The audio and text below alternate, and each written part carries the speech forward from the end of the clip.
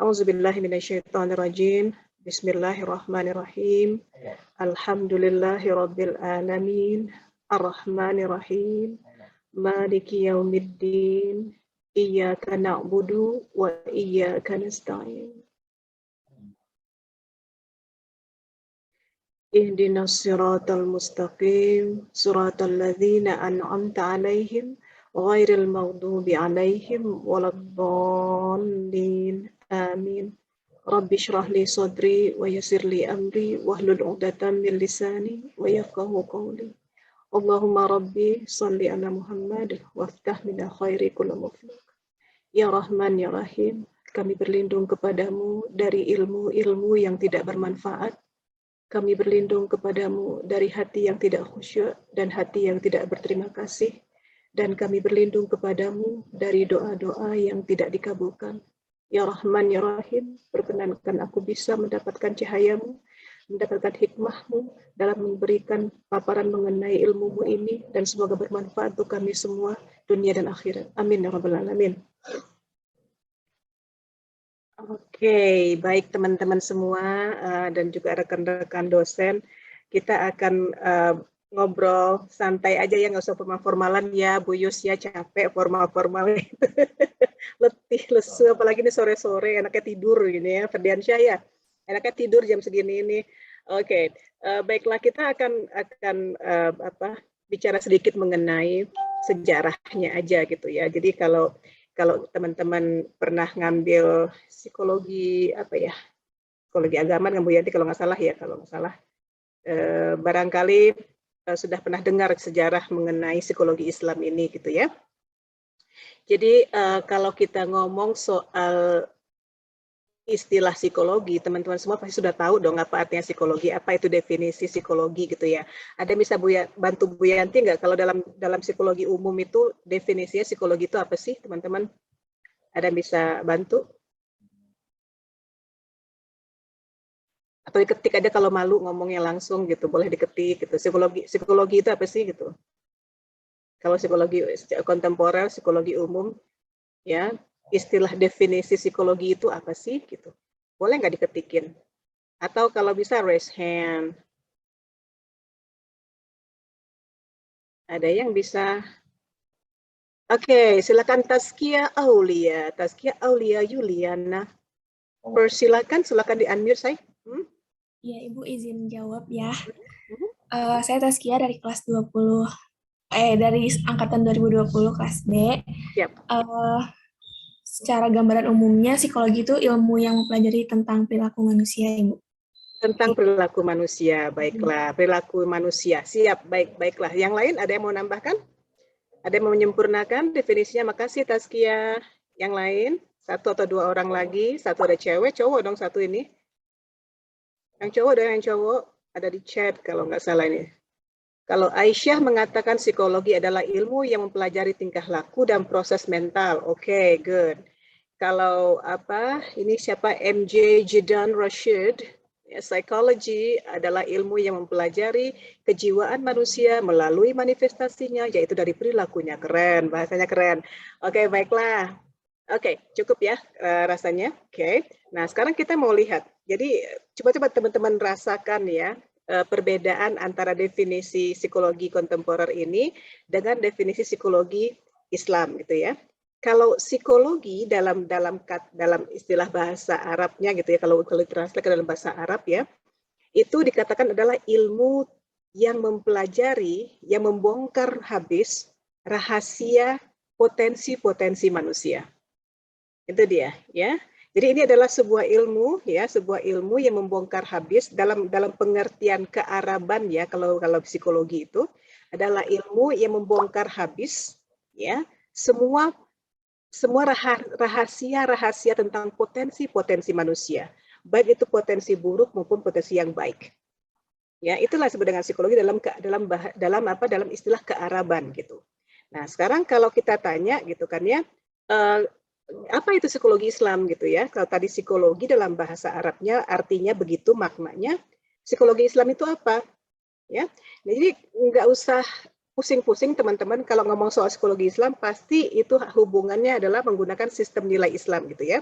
Jadi gini, kalau selama ini kita menggunakan sistem nilai yang kita sendiri nggak jelas gitu ya. Selama ini Freud menggunakan sistem nilai apa gitu ya. Terus Vygotsky menggunakan sistem nilai apa, kemudian J.B. Watson menggunakan sistem nilai apa, Murray menggunakan apa. Kita nggak selama ini cuma kita terima, kita serap, kita pelajari, kita hafalkan, kita praktekkan gitu teman-teman ya. Tapi kita sama sekali nggak pernah meninjau gitu ya. Ini pakai sistem nilai siapa ini ya, teori yang gue pakai ini gitu ya. Nah, jadi kalau yang namanya psikologi Islam ya jelas sekali dikatakan dalam psikologi Islam itu adalah ilmu ya, ilmu yang mencoba untuk membongkar habis rahasia-rahasia potensi-potensi manusia ya, baik itu potensi buruknya fujur maupun potensi baiknya takwa ya.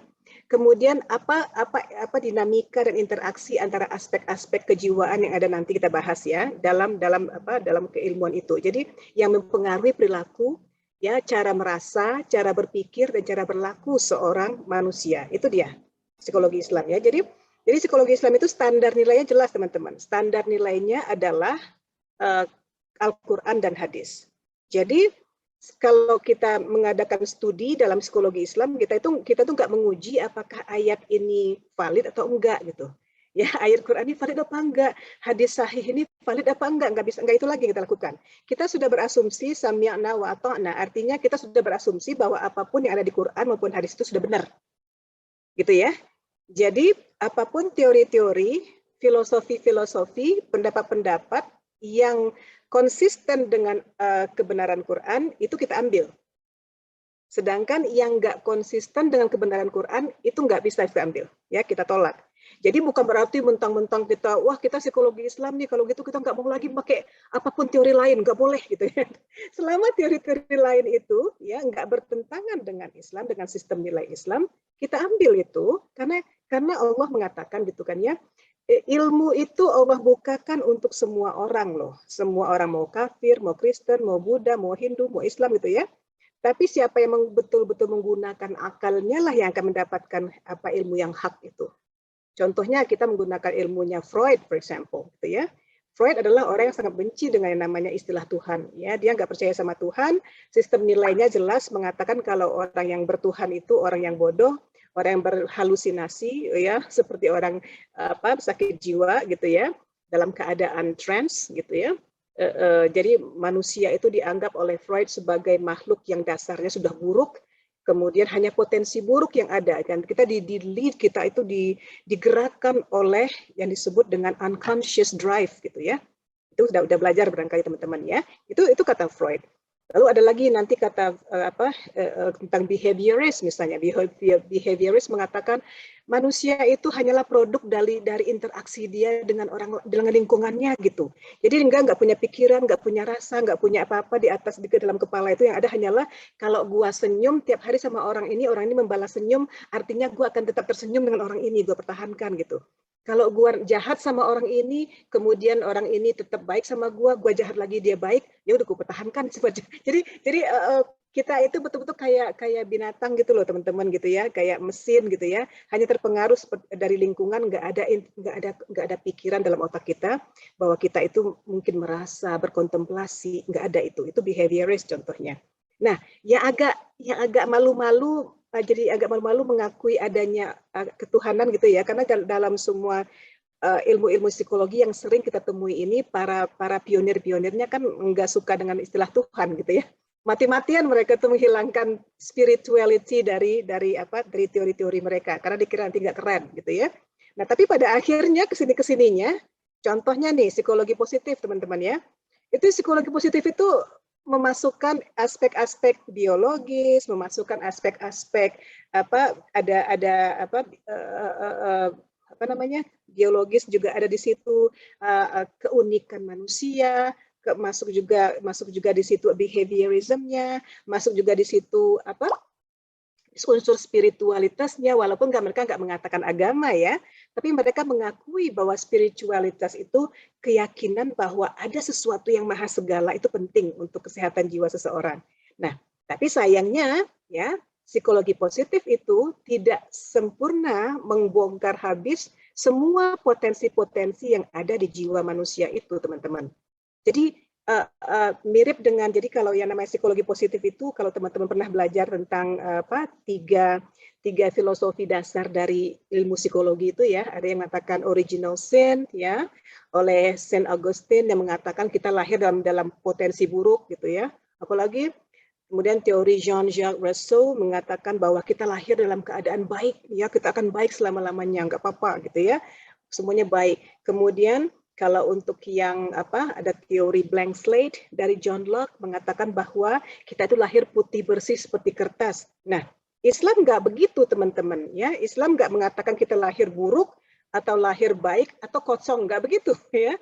Kalau psikologi Islam itu memandang manusia itu dilahirkan dengan bawaan, ada potensi-potensi buruknya, potensi fujur, dan ada potensi-potensi baiknya, potensi takwa, ya, dan ada fitrahnya, teman-teman, ya. Jadi roh kita itu adalah sesuatu yang fitrahnya lurus dan transcendental, lurus ke atas. Dia ingin mencari Tuhannya selalu, roh itu sebenarnya. Tapi ada sesuatu yang disebut dengan potensi buruk dan jahat ini yang selalu berperang, ya, yang akhirnya menutupi menutupi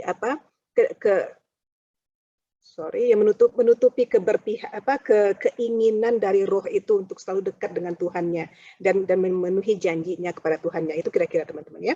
Nah, ini untuk menjelaskan perbedaan antara psikologi Islam dengan psikologi umum ya. Kalau Islam itu standar kebenarannya, teman-teman, adalah Al-Quran dan hadis. Dan apapun yang dikatakan dalam Quran dan hadis, dalam psikologi Islam dianggap itulah yang benar. Ya, itulah yang benar. Jadi kita nggak ada yang namanya menguji teori, menguji ayat Quran nggak ada dalam studi psikologi Islam. Kita hanya akan memanfaatkan apa yang ada di Quran untuk kebaikan jiwa pasien-pasien kita. So itu untuk masalah definisi, teman-teman ya. Nah, baik. Sedangkan pionir dari psikologi Islam ini sendiri sebenarnya ya adalah yang disebut yang pernah Bu Yanti berikan bukunya dulu ya, Malik Badri ya. Pernah Bu Yanti suruh beli buku pada teman-teman dulu ya. Ini Profesor Malik Badri almarhum adalah orang yang sangat berjasa mempropagandakan ya sesuatu yang disebut Islamic Psychology ini ya. Beliau nggak henti-hentinya, nggak habis-habisnya, mati-matian mencoba untuk memanggil kembali jiwa para psikolog-psikolog Islam. Hey, come on gitu loh. Jangan seperti di lubang biawak dong gitu, ikut-ikutan katanya gitu. Jangan ikut-ikutan menggunakan teori yang sebenarnya nggak sesuai dengan sistem nilai kamu. Kamu tuh psikolog Islam, katanya gitu. Psikolog Islam itu standar kebenarannya sudah ada, yaitu Quran dan hadis. Kenapa kamu nggak menggunakan Quran dan hadis sebagai standar untuk menyembuhkan jiwa orang-orang yang kamu treat gitu ya? Nah, ini panggilan atau propaganda dari Profesor Malik Badri gitu ya. Kalau teman-teman baca bukunya tipis aja, bagus banget ya. The Dilemma of Islamic Psychologist ya. Namanya dilema seolah-olah kita ini kalau orang masuk ke lubang biawak, kita ikut-ikutan masuk ke lubang biawak gitu loh. Orang pakai Freud, kita ikutan pakai Freud tanpa kita filter dulu apakah filosofi dari Freud ini sesuai dengan Islam atau tidak. Kita pakai B.F. Skinner, apakah sesuai dengan Islam atau tidak. Kita pakai Jean Piaget, apakah sesuai dengan Islam atau enggak. Nah, ini yang teman-teman harus perhatikan banget dalam mencoba mendalami psikologi Islam. Ya. Nah, ketika kita bicara, Bu Yanti bagi screen ya, share screen. Boleh ya Bu Yus ya? Oh, disable katanya Bu Yus. Oh iya.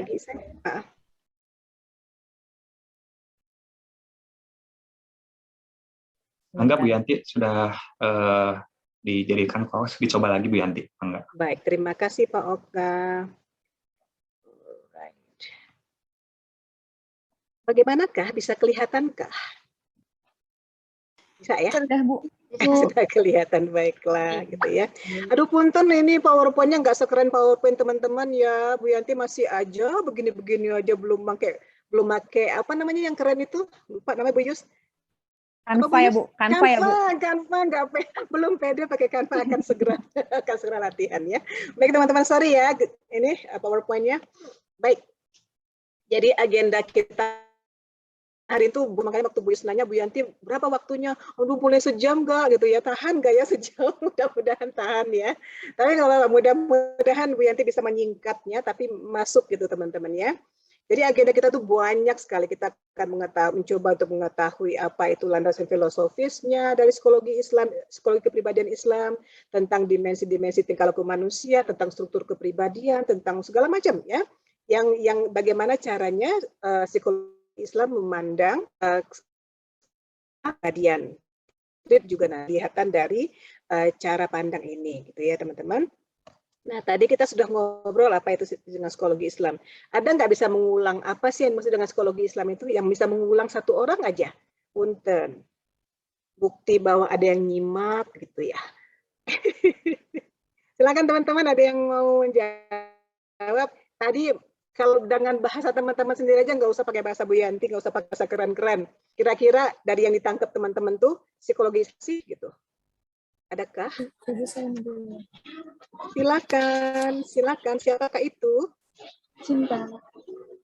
Sinta, silakan Sinta. Jadi psikologi itu adalah ilmu yang membongkar rahasia dari potensi-potensi manusia, entah itu potensi yang baik ataupun buruk. Waduh, suaranya kurang kedengeran saya. Ini apa Bu Yanti yang sudah mulai? Mungkin saya ketik aja ya Bu. Mangga silakan saya. Coba.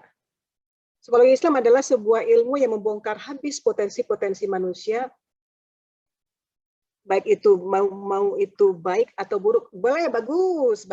Ada lagi yang mau menambahkan? Bagus. Lagi menambahkan satu orang lagi aja. Sorry, tadi satu orang janjinya ya udah jadi satu orang aja deh kalau gitu. Oh, ada lagi nih, Lasna. Psikologi yang membahas manusia berdasarkan pada Al-Quran dan As-Sunnah, tidak ada pengujian teori tapi memanfaatkan apa-apa yang ada dalam Al-Quran. Bagus, oke, baik. Oke. Nah, lagi kemudian Anggi, pengamatan aktivitas mental manusia dengan berlandaskan Al-Quran sebagai standar kebenaran. Aktivitas mental manusia. Oke, good ya. Ilmu yang membongkar habis-habisan rahasia potensi baik dan buruk pada manusia. Good, very good Henny. Ya, Anggi, terima kasih. Teman-teman, baik. Jadi semua yang masih ratu lagi. Ilmu yang mencoba membongkar habis semua potensi pada manusia, rahasia ya, membongkar habis rahasia potensi manusia dari yang baik sampai yang buruk, berlandaskan Quran, oke? Memiliki potensi, oke? Oke.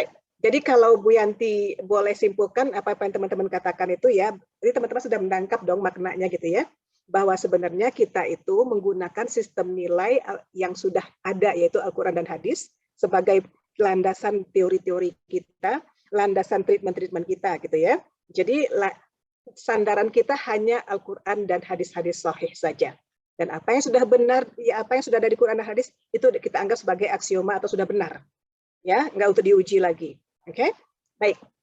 Sedangkan definisi psikologi sendiri dalam kearaban adalah sebuah ilmu yang mencoba untuk membongkar semua rahasia, ya, potensi-potensi baik maupun buruknya manusia. Oke, nah, itu bisa dilihat di Quran dan hadis. Oke. Baik, kita lanjut teman-teman ya.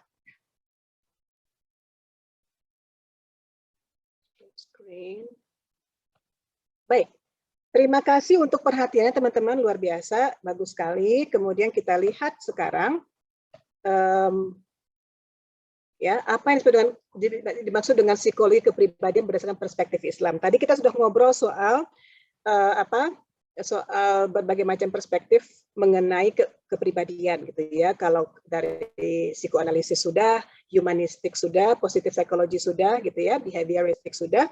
Nah, kalau untuk psikologi kepribadian Islam ini kita khusus hanya akan membahas tentang kajian masalah-masalah keislaman, membahas aspek-aspek kejiwaan, kita akan ngomong soal ruh, soal qalb, akal, damir, lub, fuad, sir dan sebagainya macam ya. Dan kita akan ngobrol soal syarat dengan nilai etik yang berhubungan dengan sistem nilai keislaman. Oke.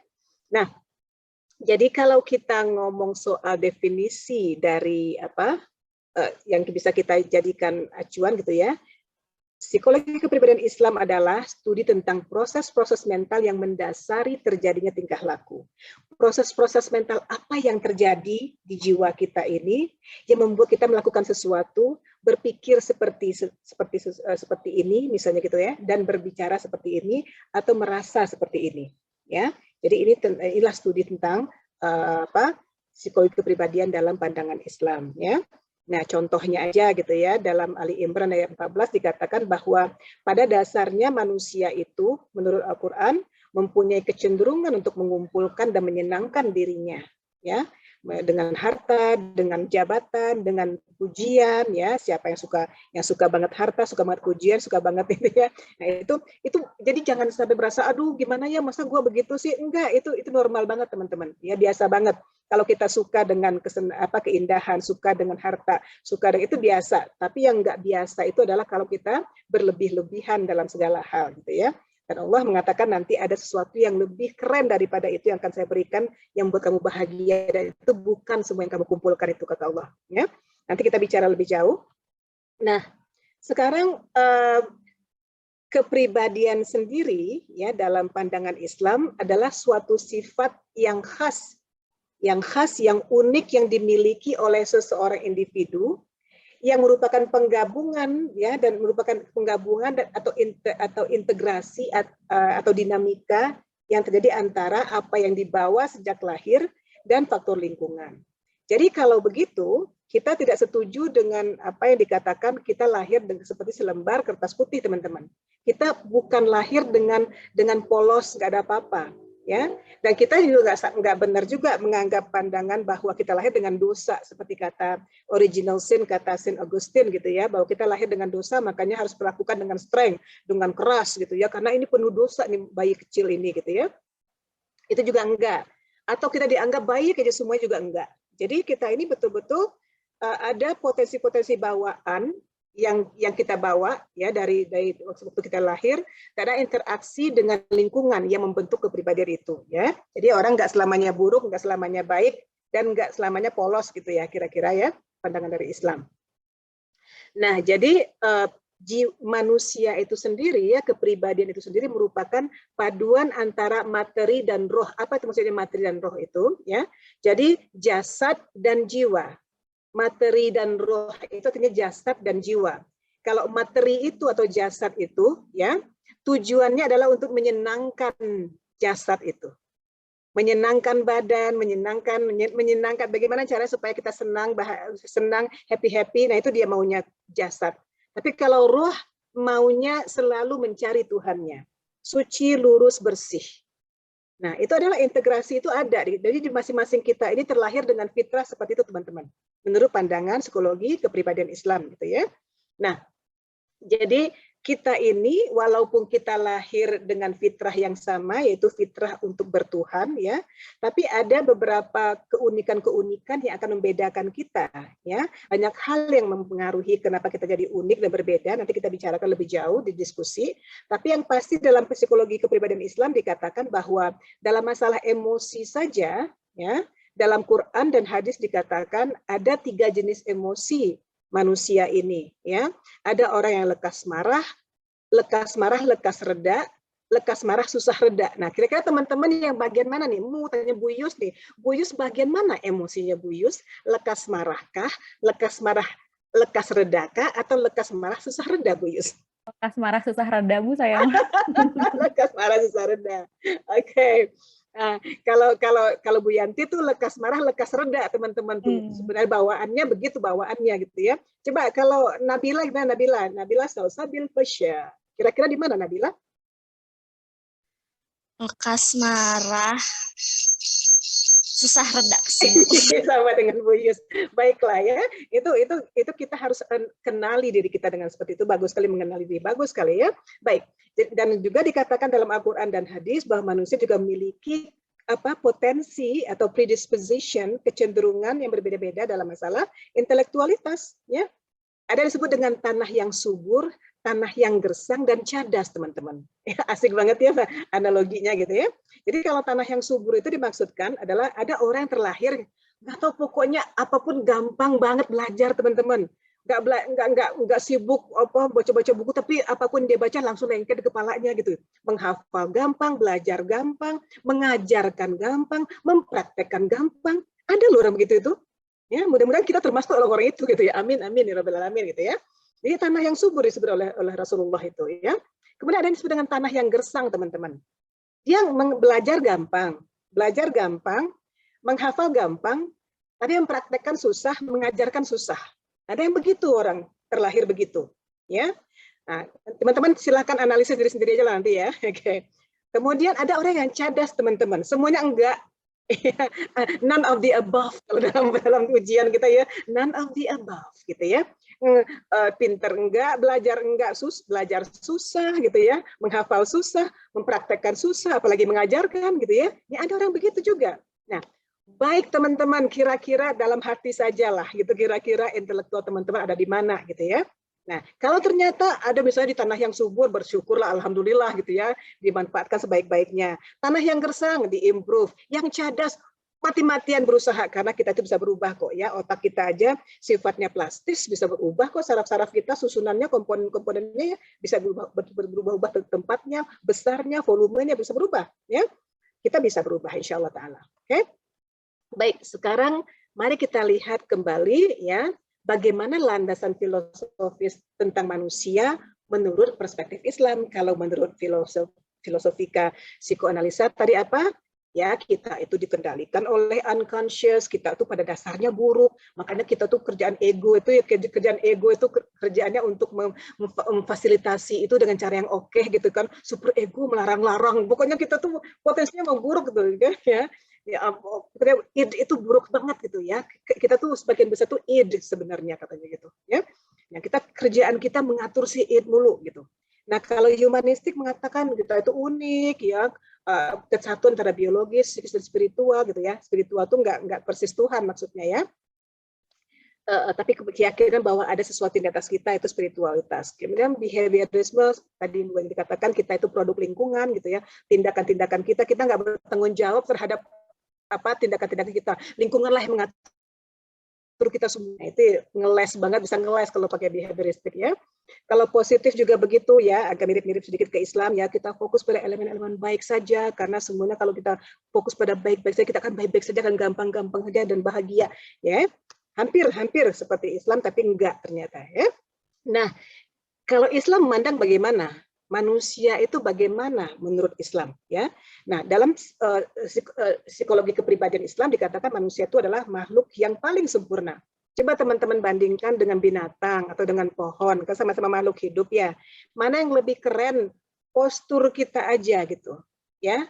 Bisa nggak hewan itu makan dengan tangannya, semua hewan makan dengan tangannya, reaching out, menjangkau gitu ya, kemudian memasukkan ke ini, terus kesimetrisan mata kita, hidung kita gitu kan ya, semuanya simetris gitu kan ya, kan nggak kebayang kalau mata kita satu di depan atau di belakang gitu ya, seperti itu. Jadi dalam surat At-Tin ayat 4 Allah mengatakan bahwa manusia itu ahsanut taqwim, diciptakan dengan bentuk yang sebagus-bagusnya, sesempurna-sempurnanya ya. Jadi itulah manusia itu makhluk kebanggaan Allah gitu loh. Ya, itu harus diingat sama teman-teman semua. Kita ini makhluk kebanggaan Allah. Enggak ada yang bisa di take for granted gitu ya. Kemudian lahir dengan potensi yang berbeda-beda, kayak tadi itu, kayak emosinya berbeda gitu ya. Kemudian kecerdasannya berbeda gitu ya. Kita nggak bisa hidup sendiri, kita makhluk sosial, kita tuh makhluk berakal. Ya, makhluk berakal itu maksudnya makhluk yang mampu membedakan baik dan buruk, pantas nggak pantas gitu ya, cocok nggak cocok, itu kita bisa gitu ya, bermoral nggak bermoral misalnya. Ya, makhluk lain nggak bisa begitu. Kemudian manusia itu berpotensi bergerak ke masa depan, artinya kita itu bisa berubah, kita itu plastis, kita itu makhluk yang diberi kemampuan untuk memilih, lu mau maju atau enggak, lu mau mundur atau enggak, lu mau atau enggak gitu loh. Nah, itu hebat banget ini. Jadi sebenarnya otak kita ini teman-teman betul-betul budaknya kita, diciptakan Allah untuk jadi budaknya kita. Terserah lu, nih gue kasih nih gitu, budak yang paling keren buat lu, nggak ada bandingannya budaknya nih. Ya, ada prefrontal cortex, ada parietal lobe ya, ada hindbrain segala macam, itu gunanya untuk kita semuanya mewujudkan potensi tertinggi kita. Itu kata Allah gitu ya. Dan kemudian dalam pandangan Islam juga, pribadi manusia itu adalah makhluk yang lahir suci dan sudah punya fitrah bertuhan. Jadi kalau teman-teman pernah membaca, ya sering membaca juga barangkali mengenai studi di California itu ya, California University itu yang menemukan ternyata ada yang disebut dengan God spot di otak. 4.000 loh, yang banyak banget yang mereka cek itu orang gitu ya. Setiap kali mereka sedang berpikir tentang Tuhan, apapun agamanya nih ya, tentang Tuhan, tentang berdoa, mencoba untuk berkontemplasi dengan Tuhan, berhubungan dengan Tuhan, bermeditasi dengan Tuhan, maka langsung spot yang sama itu blinking gila-gilaan teman-teman. That is God's spot. Itu susah dilawan itu karena itu biologis sifatnya gitu ya. Kemudian berpotensi sebagai hamba Allah dan khalifah. Ya, itulah cara Islam memandang manusia. Ya, nggak sama dengan Freud, nggak sama dengan humanistik, nggak sama dengan behaviorist, nggak sama dengan teori-teori lainnya. Ya, begitu cara mereka memandang manusia. Nah, kemudian dalam masalah khalifah tadi itu, kalau dalam bahasa Inggrisnya atau adalah successor, dalam bahasa Indonesia penerus gitu ya, yang menggantikan, itu artinya khalifah itu. Maksudnya penerus yang menggantikan apa? Banyak orang yang mengatakan khalifah itu adalah yang menggantikan Nabi Muhammad. Itu cuma salah satunya aja. Tapi kalau dari akar katanya, khalifah itu maksudnya yang menggantikan, yang mencerminkan, yang memantulkan cahaya Allah. Ya, jadi kita itu saking sempurnanya ya, Allah itu saking sempurnanya manusia ini, Allah membagi kita dengan cahaya aja dibagiin ke kita dikit-dikit dalam pandangan Islam gitu ya. Nah, kalau kita bisa mencoba untuk merepresentasikan Allah dalam tindak tanduk kita, dalam cara berpikir kita, dalam cara merasa kita, maka kita bisa dibesarkan cahayanya, ya kata Allah, sehingga kita itu bisa berpikir melihat seperti melihatnya Allah, mendengar seperti mendengarnya Allah. Itulah maksudnya mendapatkan hikmah yang luar biasa. Ya, kalau teman-teman mendengarkan apa disebut dengan sufi, ahli-ahli sufi, sahabat-sahabat Rasulullah yang betul-betul punya indera keenam gitu ya, Abu Bakar, Umar bin Khattab, semua itu ya, itu mereka tuh sudah sampai ke level situ gitu loh. Mereka mencoba untuk merepresentasikan Allah dalam tindakan mereka, tindakan mereka, cara merasa mereka, cara berpikir mereka. Dan itu disebut dengan proses bertazkiyah, teman-teman. Itu nanti kita coba bahas di lain waktu gitu ya. Nah, jadi siapakah yang memberi wewenang manusia untuk menjadi representasinya di bumi? Allah yang beri wewenang itu. Lu gua kasih nih alatnya nih. Gua kasih tubuh yang sempurna gitu ya, susunan paling sempurna, gua kasih otak, gua kasih akal. Ya, lu bisa merepresentasikan gue di dunia, kata Allah gitu ya. Kemudian yang menerima wewenang siapa? Manusia. Kita menerima wewenang, teman-teman. Jadi kalau ada teman-teman yang merasa gue nih apa sih, gue nih apalah, aduh kurang ajar banget ya. Yang bikin marah teman-teman. Lu tuh paling sempurna gue ciptain, kata Allah. Ya, berani-beraninya menghina-hina ciptaan gue gitu kan. Ya kita aja nggak tahu potensi kita. Kita nggak tahu apa yang ada di diri kita, ini keren banget teman-teman. Oke. Kemudian tugas kekhalifahan itu ya, apa tugas seorang khalifah?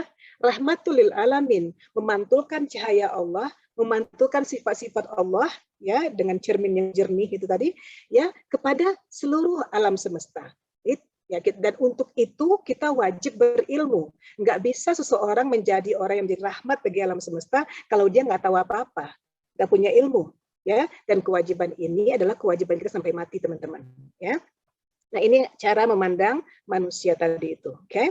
Nah, khalifah itu wajib memiliki hubungan yang baik dengan Allah, disebut dengan ubudiyah. Kemudian wajib memiliki hubungan yang sangat mesra dan baik juga dengan alam semesta. Ya, disebut dengan siyadah.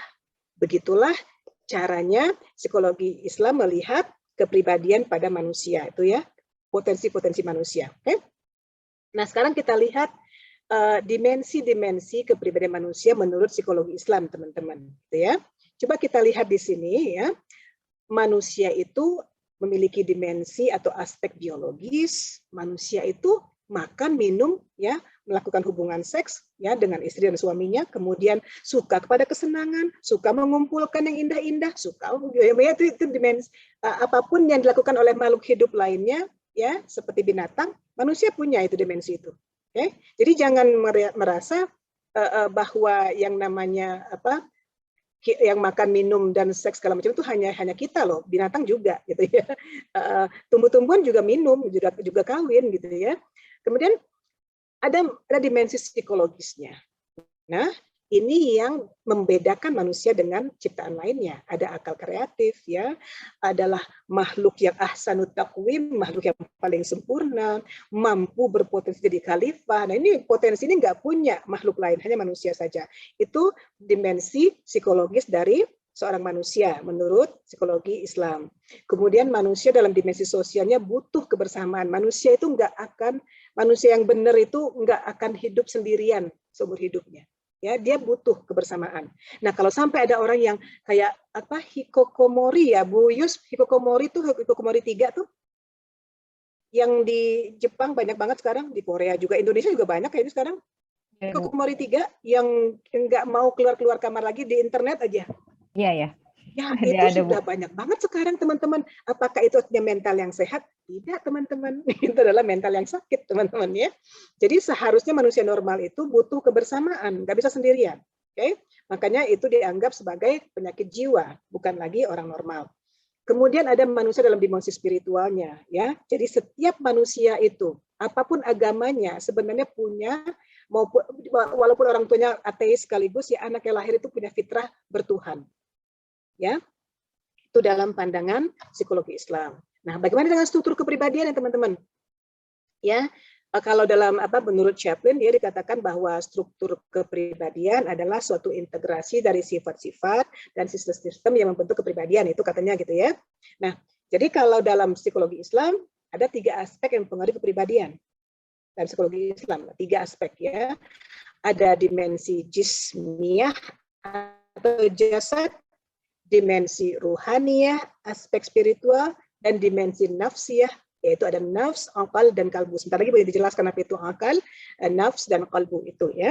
Nah, jadi sebenarnya jasad kita ini, ya, tidak akan ada artinya tanpa ada motornya, tanpa ada yang menghidupkannya, yang menggerakkannya, yaitu roh, ya. Roh ini. Nah, roh itu apa? Nggak tahu. Bu Yanti nggak tahu, siapapun nggak boleh tahu. Karena kalau mencoba tahu bisa gila. Bu Yanti ingat ada diskusi para psikolog Islam gitu ya. Salah seorang psikolog mengatakan, saya sedang melakukan studi tentang roh, katanya gitu kan. Jelaskan dong gimana dimensi-dimensi roh segala macam. Saya minta ampun ya, nanti yang memberikan ceramah langsung mengatakan saya minta ampun. Saya nggak berani karena Allah aja mengatakan itu adalah ilmuku, nggak berhak kamu tahu. Kalau kamu coba untuk ingin tahu, kamu bisa gila, kata Allah. Karena itu di luar kita banget, teman-teman, gitu ya. Apa itu ruh nggak tahu. Yang penting itu sesuatu yang memotori jasad, ya, oke, yang sifatnya selalu mencari Tuhannya. Kemudian dalam strukturnya juga ada disebut dengan dimensi ruhani, ya. Ada aspek spiritual dalam struktur kepribadian manusia itu, ya. Ada cerminan sifat Tuhan, ya. Itu dia yang berpotensi menjadi khalifah. Nah, ini yang harus kita kenali banget, teman-teman. Kita itu sebenarnya punya cahaya Allah, punya cahaya Tuhan di kita itu, tapi kita nggak mau membesarkan cahaya itu. Sehingga kita nggak bisa mencapai Allah dan nggak bisa mencapai hikmah dari ilmu itu. Oke? Nah, kita akan berjuang. Sama-sama Bu Yati juga berjuang untuk itu, insya Allah Ta'ala. Ya. Kemudian ada dimensi nafsiyah. Ada nafsu, kalbu, dan akal. Nanti kita bahas. Oke. Nah, mari kita bahas satu persatu, ya. Apa itu nafs? Oke. Jadi, nafs itu punya makna, ya, ada maknanya hawa nafsu. Nafs itu bisa berarti hawa nafsu, ya, yang prinsipnya sama dengan id-nya Freud, teman-teman. Prinsipnya sama dengan id, itu hanya mencari pleasure, seeking pleasure, mencari kesenangan, ya, memuaskan kehendak, yaitu dia ingin dipuaskan, melawan sifat binatang, gitu ya, pokoknya gitulah, hawa nafsu. Jadi nafs itu artinya bisa hawa nafsu yang punya prinsip seperti id, ya. Kemudian ada akal. Akal. Nah, lokasi akal itu adalah antara kalbu dan hawa nafsu. Ya, jadi kalau dalam teorinya itu Freud mirip, ya, akal itu mirip kepada ego lah, kepada ego, ya. Tapi nggak persis sebenarnya. Kalau ego itu kan dalam teori Freud dikatakan mencoba untuk mengakomodasi id dengan cara yang lebih bisa diterima oleh masyarakat, gitu ya. Kalau ini akal nggak begitu. Kalau akal dalam prinsip Islam itu bukannya mencoba untuk membuat id itu, membuat hawa nafsu itu dimanifestasikan dengan cara yang masuk di akal, nggak gitu, tapi mencoba untuk melihat, gitu ya, mencoba untuk mencerna, merenungkan, ini pantas nggak gue begini nih, gitu. ini boleh nggak buat gue ini ya? Ini menguntungkan nggak buat gue? Nah itu akal dalam prinsip Islam. Kalau dalam prinsip ego tidak. Dalam prinsip egonya Freud, ego itu gunanya untuk mencoba memfasilitasi si it supaya it nggak terlihat aneh di masyarakat gitu loh. Nah itu ya. Baik. Sekarang kita masuk ke qalb atau kalbu ya. Qalb itu ya bisa berarti jantung ya. Ya di jantung, jadi menuju ke arah jantung dari apa maksudnya jantung hati gitu teman-teman ya, pusat dari nurani ya kalbu itu. Kemudian bisa berarti pusat dari kepribadian.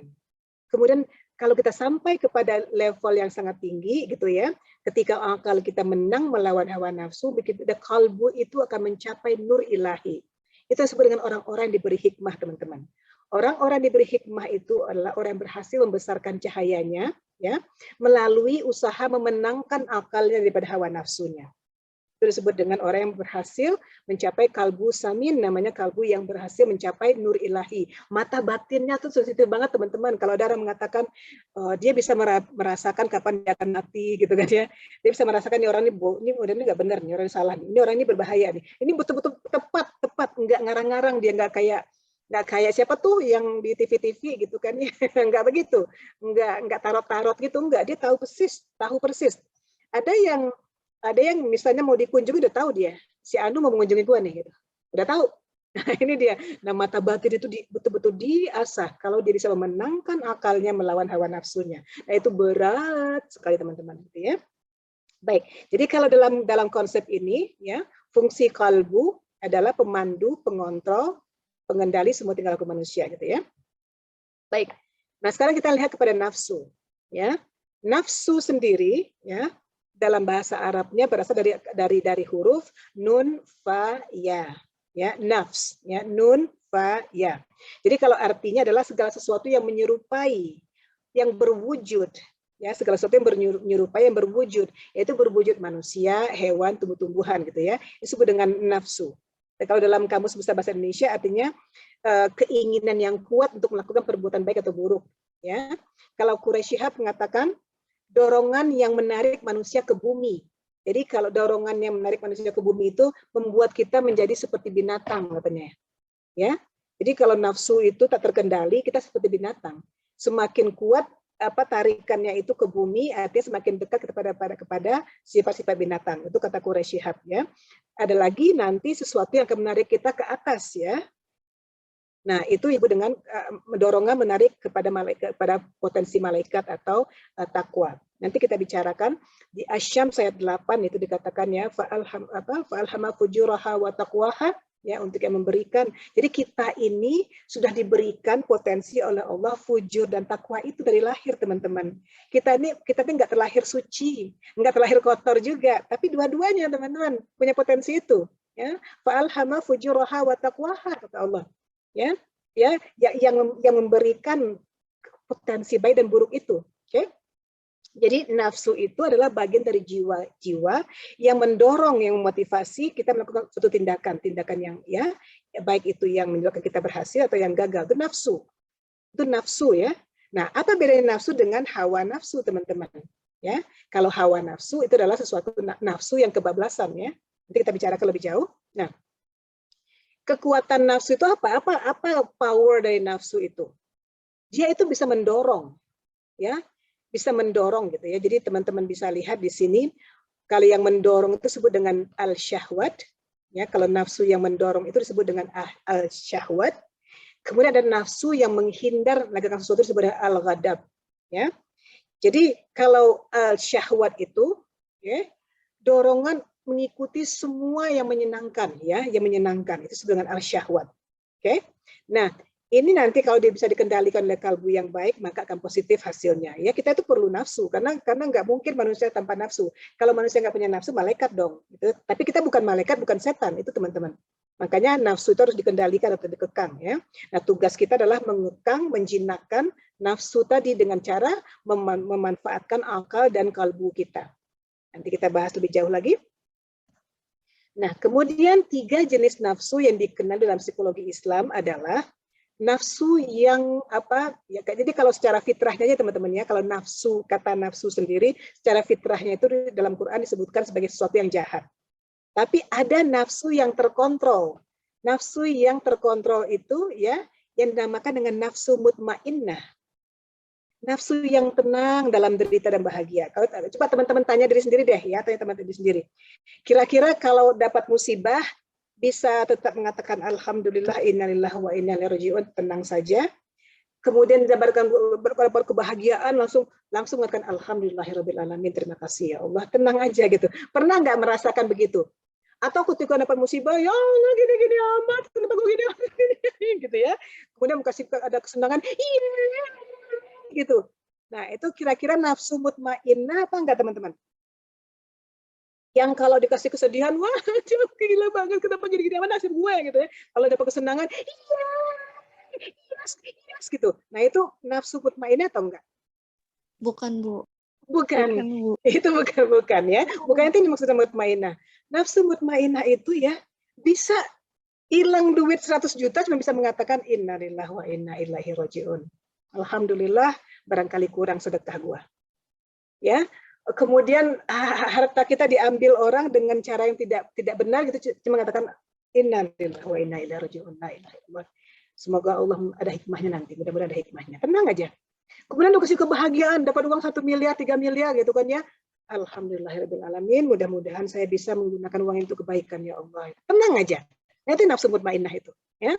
Nah, ini yang disebut dengan nafsu yang tidak lebay, teman-teman. Ya, nafsu yang tidak lebay ya. Jadi kalau lebay bahagia banget kalau dapat musibah, dapat kesenangan, dan sedih banget kalau dapat musibah, itu artinya belum nafsu mutmainnah. Nah, ini nafsu yang diberikan rahmat oleh Allah maksudnya ya. Nah, nafsu lawamah adalah nafsu yang labil teman-teman ya. Pokoknya aduh ya Allah, drama mulu kehidupannya kayak drakor gitu teman-teman gitu ya. Ya Allah, gue ini ya apalah nih, gue nih kayaknya gue nih memang diciptakan menderita mulu ya. Kayaknya kayak keburukan itu ngikutin gue kemana-mana Tuhan. Kayak semesta ini nggak mendukung gue ya Allah gitu ya. Ya Allah kenapa gini? Nah itu nafsu lawamah. Merasa aduh gagal semua hidup ini rasanya ya. Ini nafsu yang tidak stabil ya. Kemudian ada nafsu amarah ya. Nah ini nafsu ini adalah lawannya mutmainnah teman-teman. Coba lihat ya, kalau dapatkan kesenangan minta ampun lebaynya, ya, mendapatkan kesusahan minta ampun marahnya, itu dia nafsu amarah. Nah, kira-kira teman-teman ada di mana gitu ya? Coba dilakukan contemplation teman-teman ya. Kalau Bu Yanti pernah ada di nafsu lawamah itu pernah gitu ya. Tapi sekarang sedang mencoba-coba untuk berada di mutmainnah itu. Sedang coba-coba. Yang amarah alhamdulillah pernah juga coy ya marah waktu masih muda-muda banget. Jadi artinya apa teman-teman? Kita itu bisa bisa berevolusi loh teman-teman gitu ya. Dan nafsu kita itu gitu ya bisa diatur sebenarnya. Oke? Baik.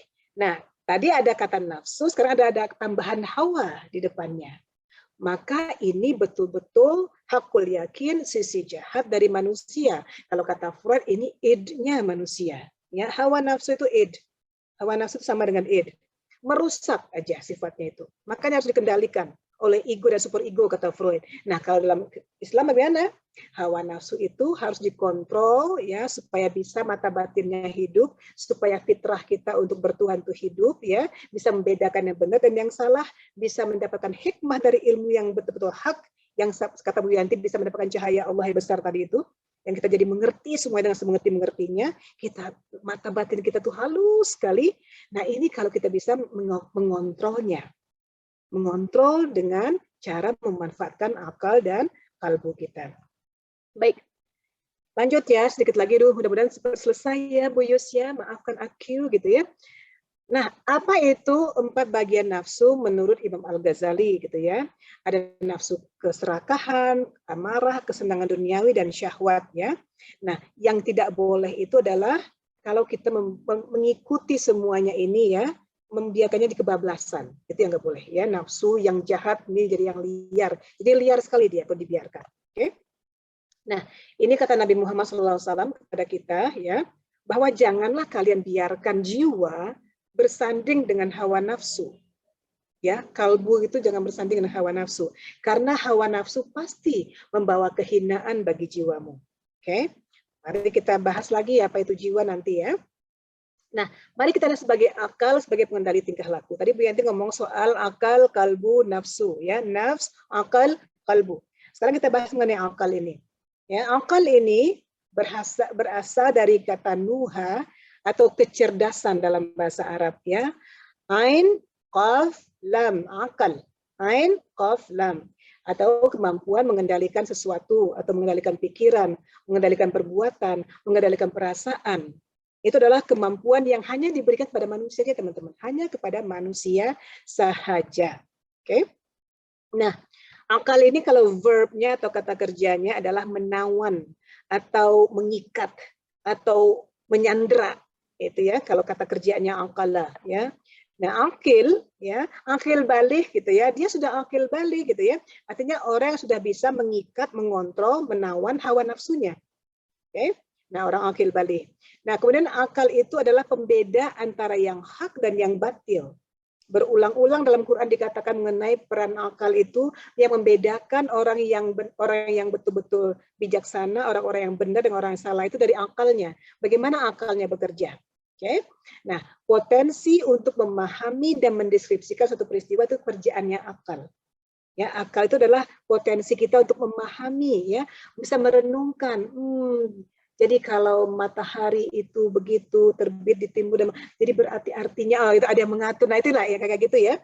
Itu potensi untuk memahami dan mendeskripsikan satu peristiwa dan melihat hikmah dari satu peristiwa. Itu kerjaan akal. Oke. Nah, tapi akal itu tidak akan bekerja dengan baik tanpa ilmu. Makanya Allah mengatakan, aku lebihkan level sebahagian orang dari kamu di antara yang lainnya untuk orang-orang berilmu. Karena orang-orang berilmu itu punya cukup database, punya cukup informasi untuk menghubung-hubungkan, mengait-ngaitkan. Karena akal itu artinya mengaitkan juga, ya, mengaitkan.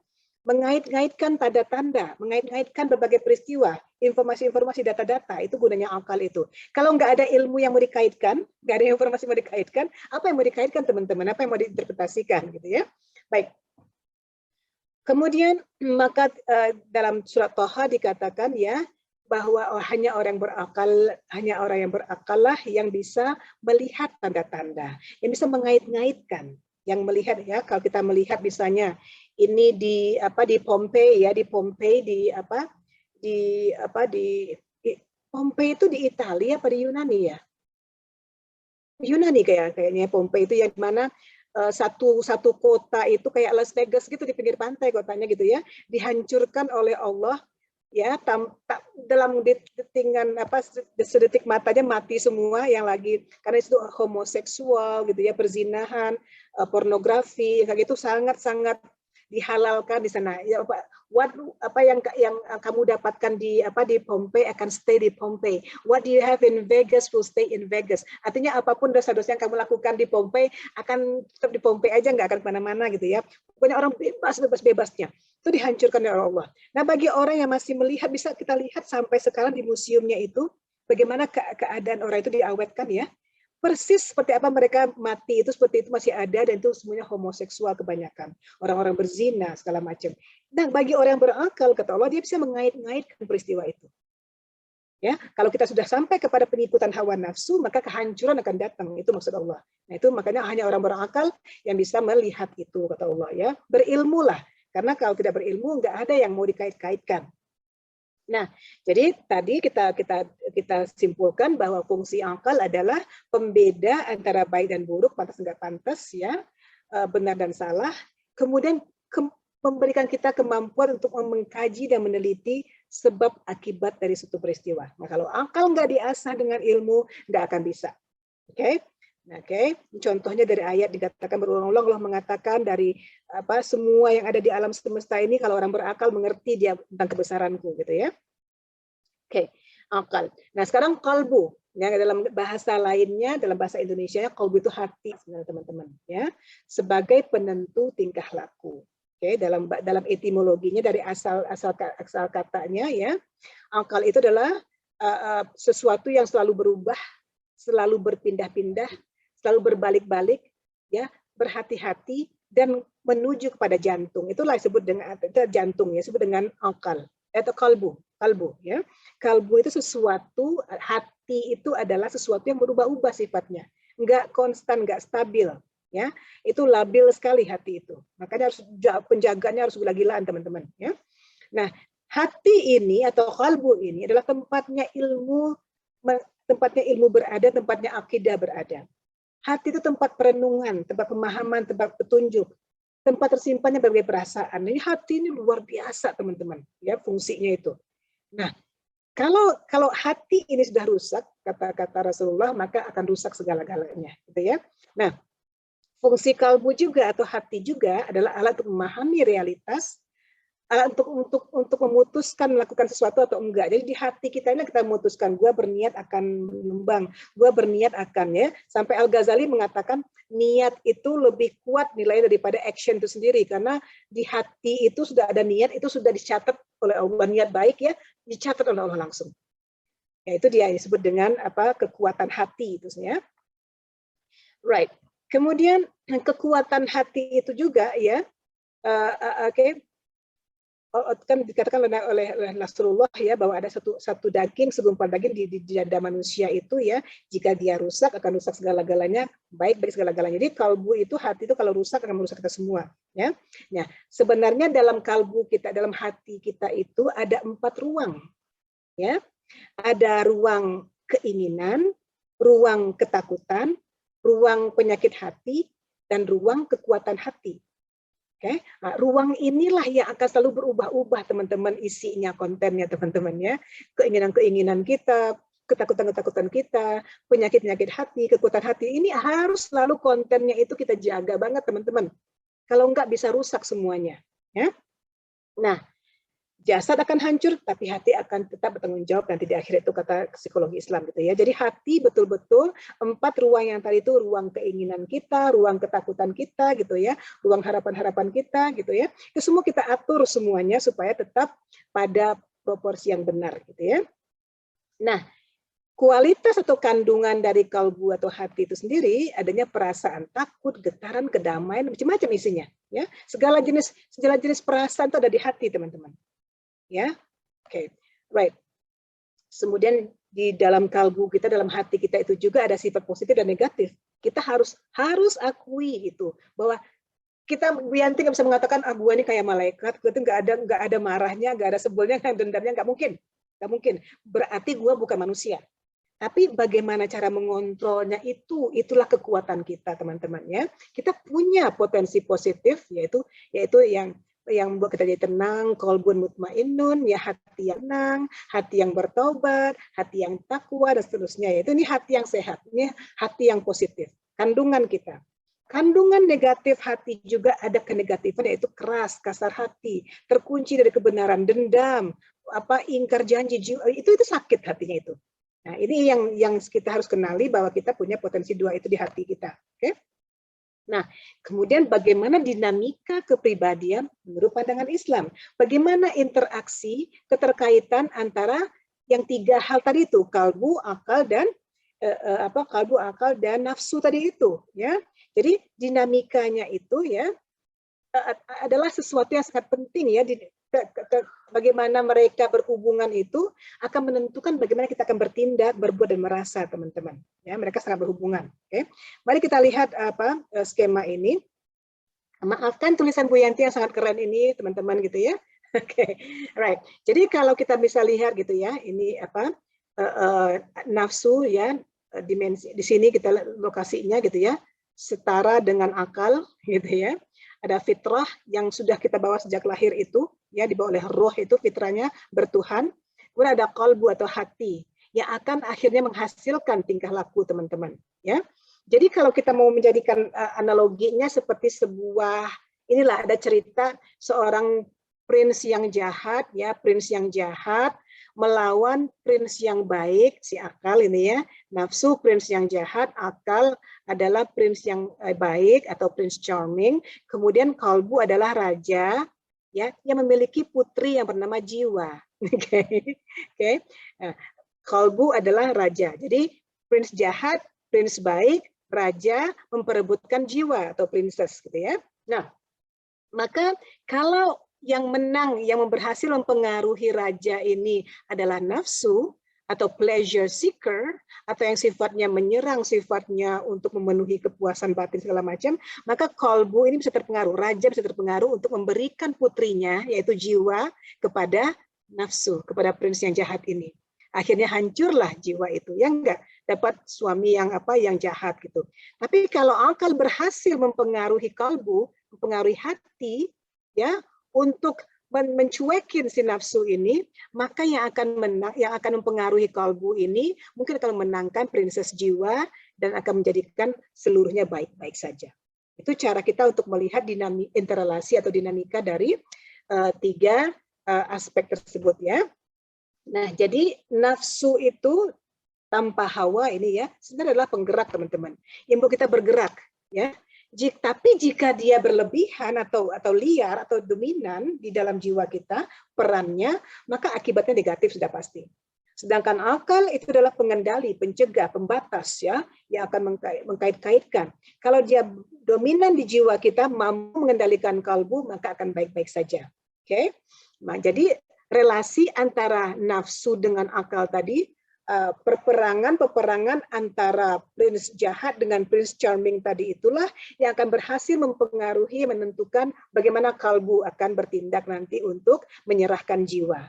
Oke, anaknya tadi putri cantiknya. Oke, maka kalbu yang suci kalau berhasil dimenangkan oleh akal, akan muncullah kalbu yang suci yang akhirnya berhasil memancarkan nur ilahi. Kalau berhasil memancarkan nur ilahi, maka insya Allah Ta'ala kita akan menjadi orang yang sangat bijaksana, sangat halus mata batinnya, sangat dekat kepada kebenaran, ya, sangat bisa diandalkan orang seperti itu. Oke. Kata Ali bin Abi Thalib, barang siapa yang akalnya mengalahkan nafsunya akan beruntung, dan barang siapa yang hawa nafsunya mengalahkan akalnya, maka ia akan celaka. Itu kata Ali bin Abi Thalib, ya, saking pentingnya kita mengalahkan si nafsu itu dengan akal kita. Baik. Nah sekarang bagaimana hubungan kalbu dengan tingkah laku, ya? Kan jadi kalbu yang salim tadi, kalau kalbu yang sudah berhasil dipengaruhi oleh akal tadi itu disebut dengan kalbu salim, teman-teman. Sedangkan kalbu yang berhasil dikalahkan oleh nafsu tadi disebut dengan kalbu yang keras atau kasar. Tingkah laku dari kalbu salim akan pasti sehat. Tingkah laku dari kalbu yang keras pasti menyimpang, gitu ya. Bagaimana keterangannya? Oke, ciri-ciri dari kalbu yang salim, coba kita cek diri kita sendiri apakah sudah sesuai dengan ini atau enggak. Kalau ternyata kita enggak termasuk dalam kalbu salim ini, kita harus mulai menata-nata kembali bagaimana cara mempengaruhi si kalbu kita supaya bisa mengalahkan si nafsu, ya. Ciri-cirinya, rendah hati. Apakah teman-teman rendah hati? Apakah suka memberi hadiah? Bu Yanti bersedia diberi hadiah? Ya. Apakah dermawan, teman-teman? Apakah optimis, teman-teman? Selalu optimis, ya. Jatuh enggak apa-apa, coba lagi. Gagal enggak apa-apa, coba lagi. Tidak cepat putus asa, berwibawa, ulet, hemat, waspada, antisipatif, hati lembut. Kalau begitu berarti kalbu salim dong. Insya Allah positif, jiwanya sehat. Sedangkan kalbu yang kasar, zolim terhadap hak orang lain, tidak jujur, tidak setia.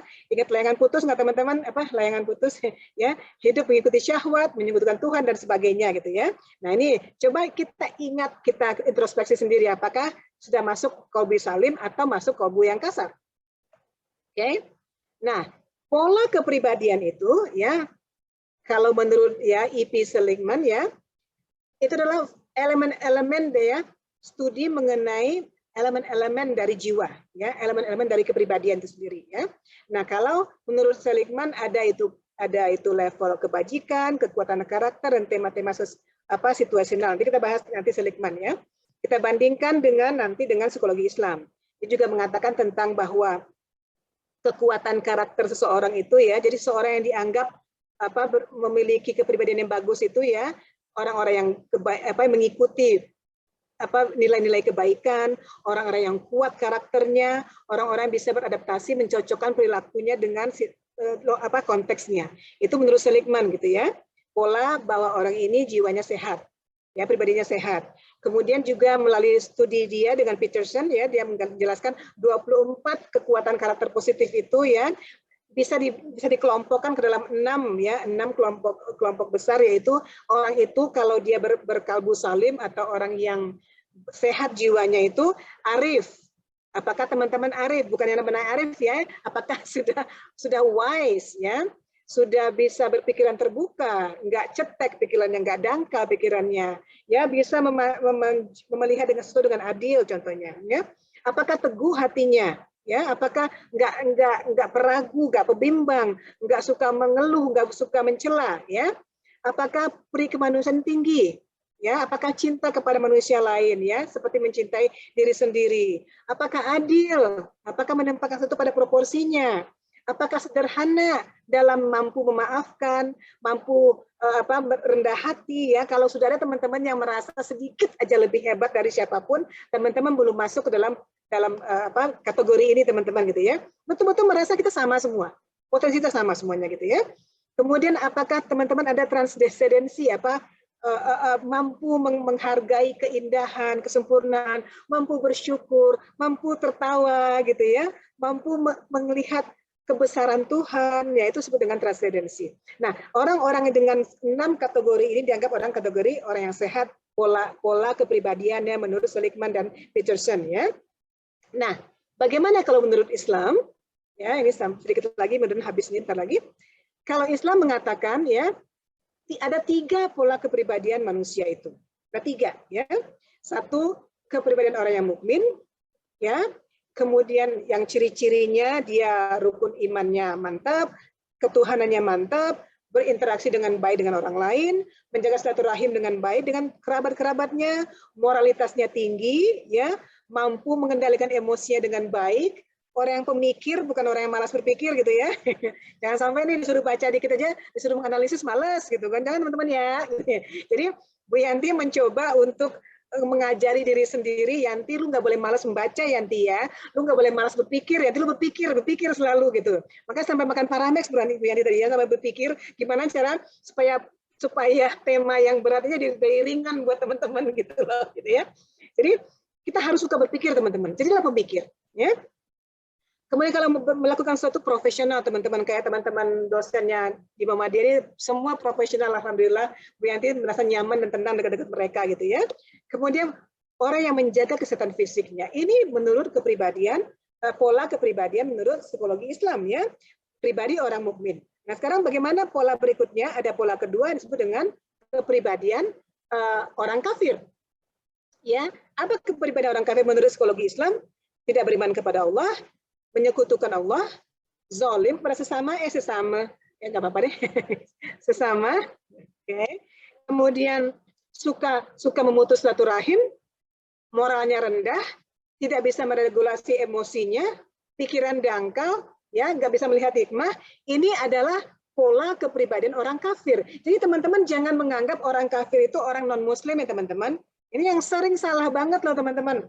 Wah, lu kafir pasti agama lu Hindu, Buddha itu. Enggak. Kafir itu artinya orang yang menutup kebenaran. Ya, kafir itu adalah artinya orang yang menutup kebenaran. Jadi orang Islam pun bisakah dianggap orang kafir, teman-teman? Bisakah? Ada jawab dong. Bisa kita orang Islam? Ya? Bisa? Bisa. Kenapa bisa? Kenapa bisa? Siapa orang Islam yang dianggap kafir itu, teman-teman? Yang menutup kebenaran tadi, Bu. Iya, itu dia. Dia udah tahu zina itu nggak boleh, tapi berzina. Udah tahu alkohol itu nggak boleh, tapi suka minum-minum. Udah tahu, nah itu ya, kita sebut dengan menutup kebenaran. Itu kafir, bisa dikatakan kafir. Udah tahu sholat Jumat itu wajib untuk laki-laki, nggak sholat Jumat gitu. Itu kafir. Oke, jadi jangan mengatakan kafir artinya non muslim. Jadi kalau kamu non muslim kamu kafir, nggak gitu maksudnya, ya. Jadi ini kalau kita tidak tauhid kita nggak benar, menyekutukan Allah dengan jampe-jampe lah segala macam lah gitulah, menganggap dunia lebih penting dari segala-galanya, zolim pada sesama, suka mutus silaturahim, moralitas kita rendah, nggak bisa mengatur emosi, pemarah minta ampun, suka nampar-nampar istri segala macam gitu ya. Atau nggak berpikiran luas, itu bisa dianggap sebagai orang yang kafir dalam pola kepribadian Islam. Nah, pola kepribadian berikutnya adalah sebenarnya kepribadian orang munafik, ya. Nah, ini adalah orang yang nggak jelas rukun imannya, kemudian ibadahnya cuma karena ingin dilihat orang, karena ria, dekat mertua, dekat calon istri segala macam gitu, baru beribadah. Kemudian hubungan sosialnya oportunis. Kalau Bu Yus menguntungkan buat gua teman sama Bu Yus. Kalau nggak menguntungkan gua sorry aja Bu Yus ya gitu ya. Oke. Kemudian pengecut ya, nggak mampu ngambil keputusan, ragu mulu, ngeles, kalau salah ngeles mulu. Ini ciri-ciri orang munafik, teman-teman. Ini pola kepribadian orang munafik menurut psikologi Islam. Oke. Nah, baik, sampai di sini dulu kita bahas teman-temannya ya. Silahkan kalau kelamaan Bu Yus boleh dihukum aku, jangan hukum mati Bu Yus ya. Again, kalau ada yang mau bertanya mangga silahkan. Baik, terima kasih Bu Yanti. Belum kok Bu, belum kelamaan. Soalnya apa ya? Kalau kata Bu Yanti itu daging semua ya Bu ya isinya. Masya Allah. Gitu. Masya Allah. Ya, baik.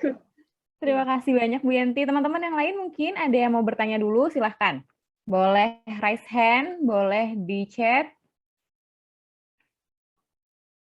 Gila. Nah, udah ada 2 nih Bu, 3. Oke, tadi pertama yang saya lihat itu adalah Nabila dulu ya mungkin. Nabila, Cinta, dan juga Aliza ya. Oke, silahkan untuk Nabila. Ibu izin bertanya. Soalnya kedengar Bu. Yanti kayaknya harus pasang headset deh, karena ini hujan di sini nggak kedengeran. Punten. Iya Bu, mangga. Aduh.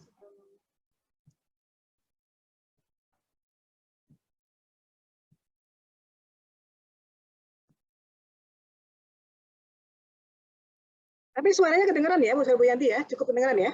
Kedengar Bu. Alhamdulillah. Tapi suara teman-teman nggak kedengeran ini, karena sudah mulai menua dia sih, nggak apa-apa. Alhamdulillah. Makin tua itu katanya makin bijaksana kata orang. Insya Allah Ibu ya.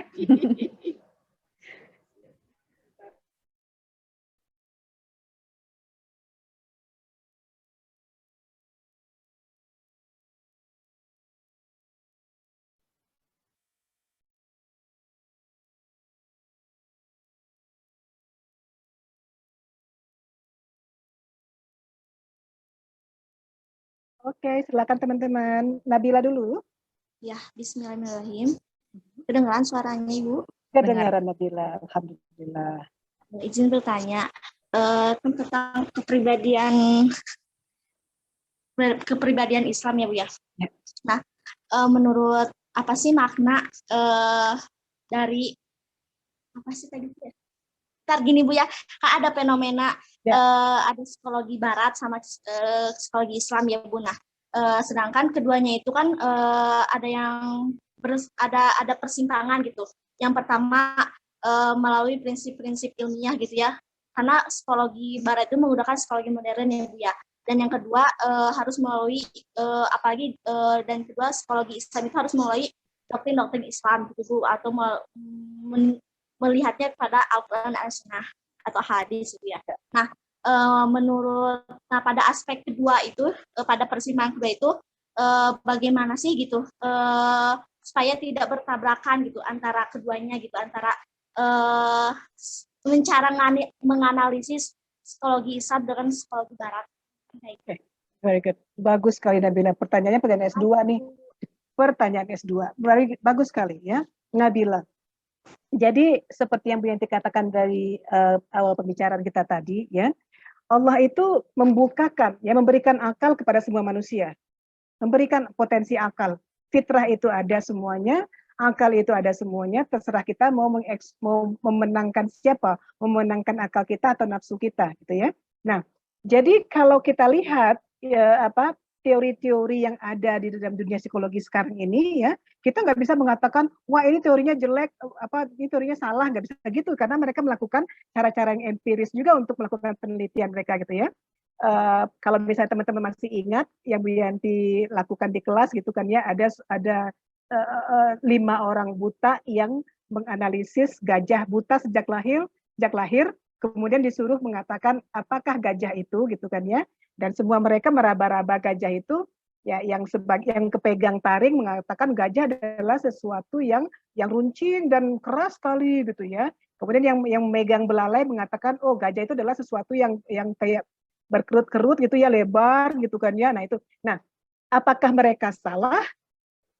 Tidak ya. Mereka tidak salah, tapi mereka hanya bisa melihat sebahagian dari kebenaran tentang gajah itu sendiri, gitu ya. Karena mereka nggak bisa melihat dengan mata mereka. Nah, dalam hal ini Allah hanya akan membukakan ilmu itu, memberikan hikmah yang hak itu kepada orang yang mencarinya, ya, yang mencarinya, yang mencoba untuk menemukan Allah itu menggunakan akalnya dengan baik. Jadi kalau dalam perspektif Islam gitu ya, apapun ilmu-ilmu yang sudah ada, yang dilakukan caranya dengan metode yang sudah baik ya, yang valid misalnya gitu kan ya, itu selama hasilnya itu tidak bertentangan dengan nilai-nilai keislaman, ya kita boleh memakainya. Kita boleh memakainya. Jadi jangan sampai dibuang semua ilmu kita. Wah kalau begitu nggak berguna ilmu-ilmu gua bu, gitu gimana atuh? Enggak, ya justru mengayakan kita. Jadi kita bisa melihat betapa tidak sempurnanya ilmu dari orang-orang yang belum menemukan Allah gitu loh. Jadi itu yang bisa kita gunakan teman-teman. Jadi misalnya sudah ditemukan obat untuk skizofrenia, Zyprexa contohnya. Terus kita ada pasien yang mengalami skizofrenia. Lalu kita forwardkan kepada psikiater gitu kan ya. Psikiaternya seorang yang misalnya yang mendalami psikologi Islam pula sebenarnya. Waduh, nggak bisa pakai Zyprexa karena penemuan orang kafir gitu. Nggak bisa begitu teman-teman gitu ya. Kan mereka sedang melakukan penelitian ya, melakukan cara yang bagus untuk menciptakan Zyprexa itu. Pakailah untuk orang yang mengalami skizofrenia untuk mengontrol delusional dan halusinasi dan delusinasi mereka gitu ya.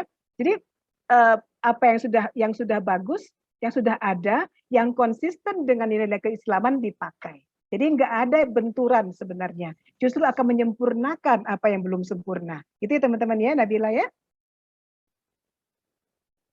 Baik Ibu, terima kasih. Oke, sama-sama. Selanjutnya siapa nih? Cinta ya, Cinta. Ya Ibu, halo, terima kasih sebelumnya. Jadi tadi kan Ibu menjelaskan tentang ciri-ciri, 3 ciri nafsu dalam perspektif Islam. Ada salah satunya ada nafsu mutmainah, jadi nafsu yang tenang gitu kan Bu. Nah kalau semisal kita udah ada di tahap nafsu itu, apakah itu gak baik buat kita? Maksudnya kan kita tuh harus bisa mengekspresikan apa yang kita rasakan gitu Bu. Soalnya kan kalau dipendam gak baik gitu. Apakah nafsu mutmainah ini baik atau enggak gitu Bu buat kita? Bagus sekali Cinta, makasih. Nah, coba kita berkaca kepada Rasulullah aja deh dan sahabat-sahabatnya. Ya, ada nggak di antara mereka itu yang lebay atau yang betul-betul nggak punya emosi sama sekali? Ya, misalnya kalau kayak Rasulullah gitu ya, waktu anaknya meninggal, waktu Ibrahim meninggal, anaknya yang bungsu itu meninggal, itu Nabi sampai bercucuran air mata luar biasa gitu. Itu kan menunjukkan ekspresi sedihnya gitu kan ya. Tapi dia enggak, ya Allah, enggak lebay gitu loh, enggak lebay gitu ya. Dan Nabi tersenyum kok. Kalau dia senang dia tersenyum kok. Ya, kalau dia senang banget ya sampai gini senyumnya gitu. Ya. Tapi nggak pernah dia hebat gue, nggak pernah gitu. Kita menang perang Badar nggak gitu ya. Alhamdulillah, kelihatan senyumnya, ekspresinya. Jadi maksudnya nafsu mutmainnah itu kita nggak usah lebay dia mengekspresikannya. Kita boleh memperlihatkan emosi, tapi pada level yang seimbang lah, yang biasa-biasa aja gitu ya. Senyum, ya kalau harus senyum, ya. Masa ini kamu menang, oh aku cinta padamu, nggak bisa gitu kan ya. Kalau Nabi menunjukkan cintanya pada Aisyah juga kelihatan banget cintanya. Kalau marahnya dia diem. Ya kan? Nah itu kan menunjukkan bahwa dia punya emosi itu semua, dia tunjukkan tapi tidak dengan cara yang lebay. Gitu yang mutmainnah itu ya. Kita cinta ya. Oke. Boleh cinta, boleh seneng, boleh ketawa, senyum, boleh kok. Yang nggak boleh itu teriak-teriak kayak orang gila. Oke. Alright, thank you. Aliza. Iya Ibu, perkenalkan. Sebelumnya suara saya terdengar gak ya? Soalnya di sini sangat cukup kedengar. hujan besar. Oh sama. Gimana saya? Iya sebelumnya perkenalkan semuanya. Saya Aliza dari KSC. Sebelumnya gini Bu, saya kan pernah membaca salah satu kata-kata dari tokoh Erich Fromm. Beliau tuh mengatakan bahwa manusia modern itu menghadapi suatu hal yang cukup ironi. Jadi di mana mereka itu berjaya dalam hal kayak menggapai capaian-capaian material, tetapi dalam kehidupan kayak batinnya itu merasa memiliki keresahan jiwa Bu. Jadi rentan terkena stres, terus depresi, terus ya kayak gitu ya Bu kurang lebih. Terus ini kan sesuai ya dengan kehidupan kita saat ini, Bu.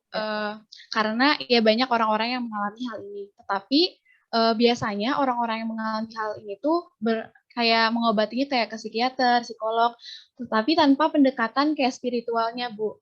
Terus saya juga pernah mendengar, mungkin Ibu juga pernah mendengar, ketika orang-orang mengalami stres kayak gitu, mereka ketika ada kata-kata yang nyinggung ke pendekatan agama ya Bu, seperti kayak, kamu mah kurang bersyukur, coba kamu mah kurang sholat kali, sholatnya nggak bener kali, coba besok baca Al-Quran atau lain sebagainya. Tetapi beberapa orang tuh malah merasa tersakiti Bu, karena hal ini. Nah, gimana sih Bu dalam psikologi agama sendiri memandang hal ini gitu. Padahal kan memang agama juga perlukan dalam menyembuhkan proses mental. Tapi ada di beberapa orang ketika ada yang ngomong kayak gini tuh malah merasa makin tersakiti gitu. Itu Bu pertanyaannya. Terima kasih. Wah, bagus banget pertanyaannya. Makasih Aliza gitu ya. Nah, ini dalam konteks konseling atau dalam konteks bebas aja, di mana-mana aja gitu. Dibebas di mana aja. Bebas, oke. Siap. Soalnya ini dari Aliza sendiri ya Bu, waktu ketika Aliza memang merasakan kayak gitu, ada yang ngomong kayak gitu tuh nggak tahu kenapa merasa tersakiti aja gitu Bu, tapi nggak tahu gara-gara apa. tahu apa lu gitu ya. So hebat lu, so soleh lu gitu ya. Oke. Nah, kita harus jujur ya teman-teman ya. Apalagi kita tuh paling manusia itu sifatnya ya. Oke. Paling nggak suka dinasehati. Kayak manusia siapapun itu ya. Bu Yanti aja kadang-kadang gitu kan ya, kalau dinasehati kadang-kadang suka nggak suka, ada penolakan di batin gitu ya. Nah, kenapa kita menolak itu biasanya? Biasa kita menolak dinasehati oleh orang-orang pertama kalau seusia, number one. Number two, kalau ilmunya kita rasa nggak lebih dari kita gitu ya. Kemudian apalagi kemudian kita lihat dia nggak konsisten dengan apa yang dia katakan ya, apa yang dia katakan nasihat kita nggak dilakukan sendiri. Jadi banyak hal yang kita tuh males mendengar nasihat gitu ya. Tapi kalau yang menasehati ya, kalau yang menasehati adalah rahmatul lil alamin ya, yang qawwam kita ya, hayyu ya qayyum, yang maha hidup, yang maha mengatur. Mungkin kita kalau di Quran, bahasa Quran, kita pasti bukan terpaksa ya, harus patuh gitu kan ya, harus mengikuti nasihat itu. Namun kita nggak suka kalau itu keluar dari nasihat, itu keluar dari kata-kata orang yang tadi, kategori yang tadi gitu ya. Nah, karena kita tahu bahwa manusia nggak suka dinasihati teman-teman, ya ada cara lain yang paling bagus untuk menasehati ya, yaitu dengan curhat atau memberikan cerita tentang seseorang. Ada lo temen gua lo gitu ya, dia coba gitu, ternyata dia coba begini, hebat tuh hasilnya gitu ya. Ada temen gua depresi ya, ada ya gitu ya. Terus pas dia cobain, ada kata Ustaz Adi Hidayat waktu itu, dia coba melakukan ruqyah begini, dia cobain, berhasil loh gitu kan ya. Nah, ini akan lebih masuk kepada siapapun juga dibandingkan dengan kamu sebaiknya bertazkiyah, kamu sebaiknya begini, kamu sebaiknya puasa, lu kurang sholat lu. Nah, itu jarang yang berhasil teman-teman. Nah, dalam konseling pun sebaiknya begitu pada klien kita, jangan menasehati. Banyak bertanya sebenarnya, kita bertanya, kalau menurut Ibu bagusnya gimana? Nah, kalau kita mau memberi nasihat gitu kan ya, kira-kira kita coba membuat role play gitu, Ini seandainya nih suami Ibu begini, Ibu begini, coba tukar posisi gitu kayak kita lebih banyak kepada cara seperti itu daripada menasehati langsung.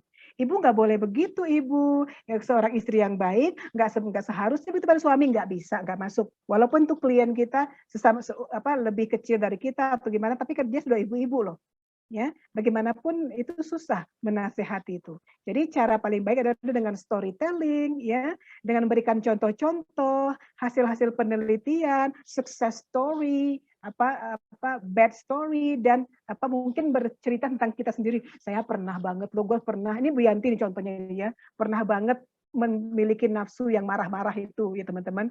Waktu Bu Yanti masih muda-muda banget gitu kan ya, susah sekali memaafkan, cepat marah, susah memaafkan, susah melupakan. Pokoknya gue pelihara di dendam itu, bahagia banget dengan ya happy dengan kedendaman itu gitu ya. Bukannya gue nggak mau menghilangkan dendam ini gitu kan. Itu pernah begitu. Nah, ini contohnya. Jadi kita bisa menceritakan tentang diri kita sendiri, tentang pengalaman pribadi daripada kita menasehati. Barangkali gitu ya, Aliza ya. Baik Ibu, terima kasih banyak. Sama-sama. Ibu masih ada beberapa pertanyaan di kolom chat ya Bu ya, saya bacakan. Ya. Yang pertama dari Muhammad Jamil Jidan Rashid, Bu, kelas D. Kelas saya. Oke. Asik. Gimana caranya kita agar dapat memperbesar cahaya Allah pada diri kita? Dengan sholat dan puasa atau kegiatan ibadah lain yang menjadi standar seorang mukmin. Great, very good question. Itu kejantung banget tuh questionnya, bagus banget ya. Jadi jawabannya memang jawaban yang sangat telak sekali, bertazkiyah jawabannya. Ya, nah ini Bu Yanti alami sendiri ya. Dulu Bu Yanti mengira gitu ya, sudah merasa muslimah yang oke lah gitu. Gua sholat gua nggak pernah tinggal, kecuali sholat subuh kadang-kadang telat gitu ya. Puasa gua oke, full dari di kelas 2 SD udah oke. Pokoknya gue merasa gua udah oke banget sebagai muslimah gitu ya. Tapi kenapa gitu ya? Gua belum dapet yang namanya nafsu yang mutmainnah tadi itu gitu ya. Nafsu, kenapa nggak tenang jiwa gua? Kenapa nggak happy? Kenapa nggak puas? Kenapa kosong gitu ya? Nah, ternyata ya setelah akhirnya ketemu dengan namanya seorang ahli tasawuf gitu ya, seorang Mesir bagus sekali dia mengajari Bu Yanti sadar bahwa Yanti belum bertazkiyah. Apa itu bertazkiyah? Bertazkiyah itu adalah betul-betul usaha yang disengaja banget gitu ya, mulai menganalisis sendiri gitu. Gua ini kekurangan gua apa, kelebihan gua apa, kemudian kecenderungan gua tuh kalau yang membuat gua marah itu apa, kecenderungan yang membuat gua senang itu apa, bagaimana gua bereaksi terhadap suatu masalah, dan pokoknya mengenali diri sendiri dulu itu ya, self awareness dulu ya. Kemudian mencoba untuk setelah kita tahu oh gua tuh suka marah kalau begini. Nah, gimana cara gua meregulasi itu? Nah, mulai sekarang mulailah bertazkiyah ya. Bertazkiyah itu adalah cara untuk membersihkan hati, pikiran dan perasaan dan perbuatan kita dari hal-hal yang bertentangan dengan sistem nilai kita.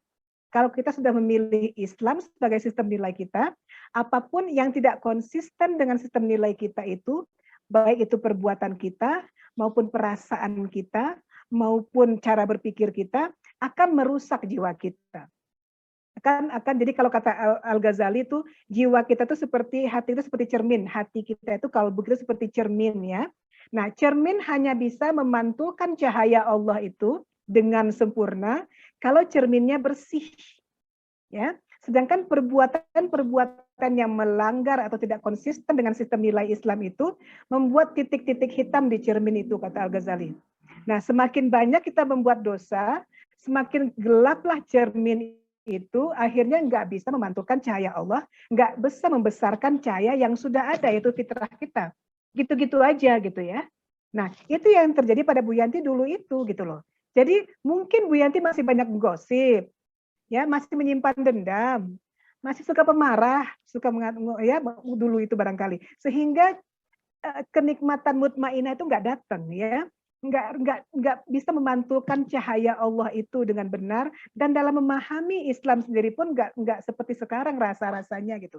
Sekarang pun masih terus berusaha untuk membersihkan cermin ini, karena kalbu itu teman-teman, hati itu gampang banget kotor lagi, gampang banget gitu loh. Ya, dengan iri dengki, ya nggak seneng lihat orang bahagia, nggak seneng lihat orang sukses gitu ya, macam-macam ya, itu mengotori cermin lagi, akhirnya cahaya itu kabur lagi atau nggak bisa memantulkan. Jadi bagaimana caranya? Mati-matian membersihkan cermin itu, bersihkan diri kita dari semua hal-hal atau perbuatan-perbuatan yang melanggar aturan Allah dengan konsisten. Ya, kata-kata Al-Ghazali, bersabar untuk melaksanakan semua perintah Allah dan bersabar untuk menjauhi semua perintah Allah. Itu disebut dengan bertazkiyah, bersabar kita. Mati-matian kita berusaha. Kemudian setelah kita berusaha untuk membersihkan diri kita dari semua perbuatan-perbuatan yang melanggar sistem nilai kita sendiri, ya, kemudian kita berusaha untuk menyuburkannya. Ya, sudah dibersihkan, sudah tadi itu ya, udah dibersihkan nih, nggak dendam lagi, gue maafkan, nggak iri lagi, gue sekarang berusaha untuk melihat bahwa gue juga bisa kok, semua orang itu berhak untuk maju, segala macam gitu kan ya, segala macam udah dibersihkan, berusaha untuk konsisten, nggak minum alkohol lagi, pokoknya gitulah ya, sesuai dengan aturan Allah. Kemudian kita suburkan, diberi pupuk. Tazkiyah itu bersihkan, pupuki.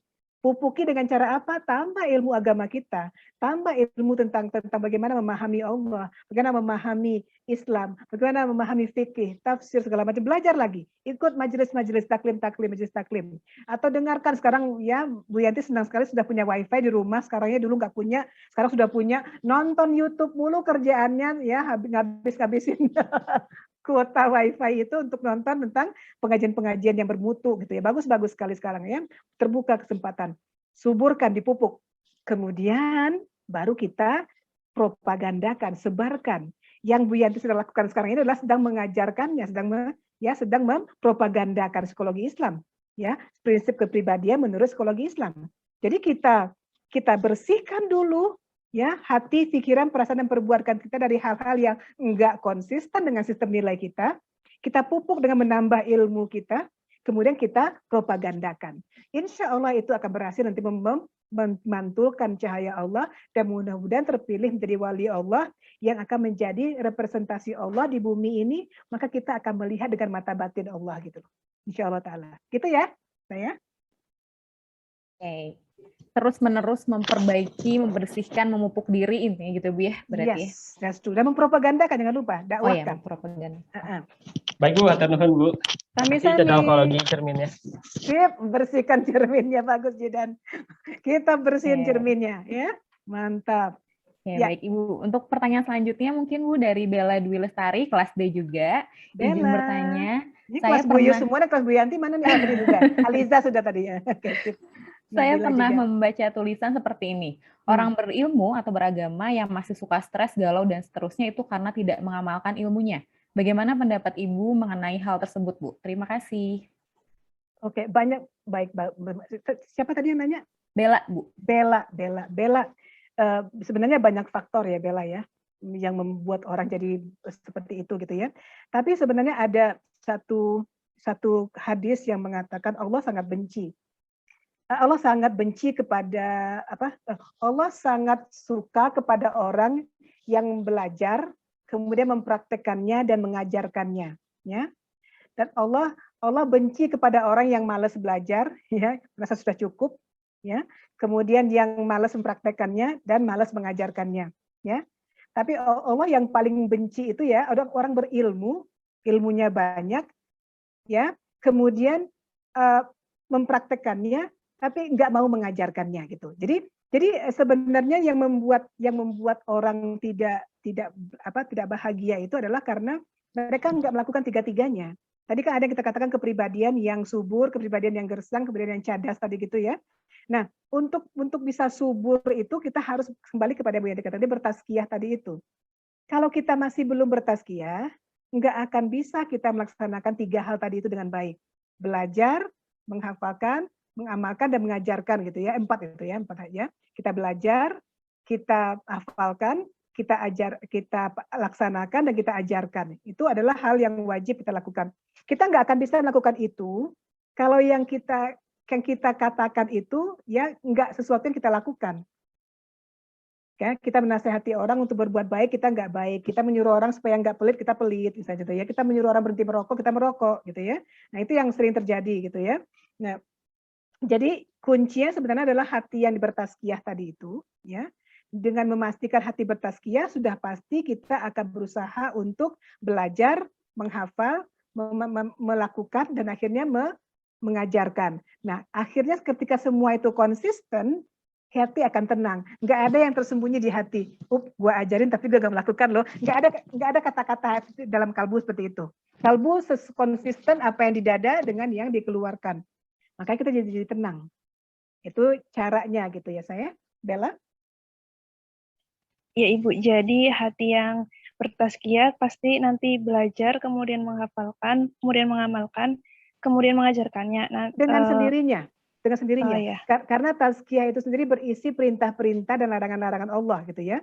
Allah mengatakan ini orang yang berilmu itu selevel lebih tinggi daripada orang yang tidak berilmu. Kemudian Allah benci kepada orang berilmu yang tidak mau mengajarkannya, misalnya gitu kan ya. Itu ada dalam perintah-perintah Allah. Allah mengatakan benci kepada orang yang tidak mau menggunakan akalnya, benci pada orang yang nggak mau belajar, benci kepada orang yang nggak mau menambah pengetahuannya. Jadi dari situ kita akan langsung mengatakan, ups, gue sedang bertazkiyah nih gitu. Berarti gue harus belajar dong, berarti gue harus berilmu dong, berarti gue harus menghafalkan, harus ngajarin dong, harus gue laksanakan dong. Allah benci pada orang munafik. Oh nggak bisa nih, gue harus konsisten apa yang gue ajarkan dengan gue lakukan. Nah itu dia. Makanya akhirnya ketika semuanya konsisten, semuanya baik-baik saja. Jadi sebenarnya kunci dari masalah kejiwaan itu adalah tidak konsistennya pikiran, perasaan, dan perbuatan dengan sistem nilai. Itulah kunci dari penyakit jiwa. Ya, kita mengaku-ngaku sebagai seorang guru, tapi perilaku kita nggak seperti guru. Kita mengaku-ngaku peduli dengan kesehatan, tapi kita merokok, kita minum alkohol, kita nggak olahraga, contohnya gitu ya. Kita mengaku-ngaku sebagai orang yang mempunyai nafs mutmainnah gitu ya, tapi begitu dapat kesedihan meraung-raung setengah mati gitu ya. Nah itu berarti kita belum bertazkiyah, teman-teman. Gitu ya saya, Bella. Iya Ibu, terima kasih, sangat bermanfaat sekali. Terima kasih Bella. Alhamdulillah. Baik, terima kasih Bu Yanti atas jawabannya. Ada lagi Bu pertanyaan dari Taufal, kelas C Bu. Naufal. Saya bertanya tentang lawamah, inti penjelasan dari Ibu. Ya Taufal Bu.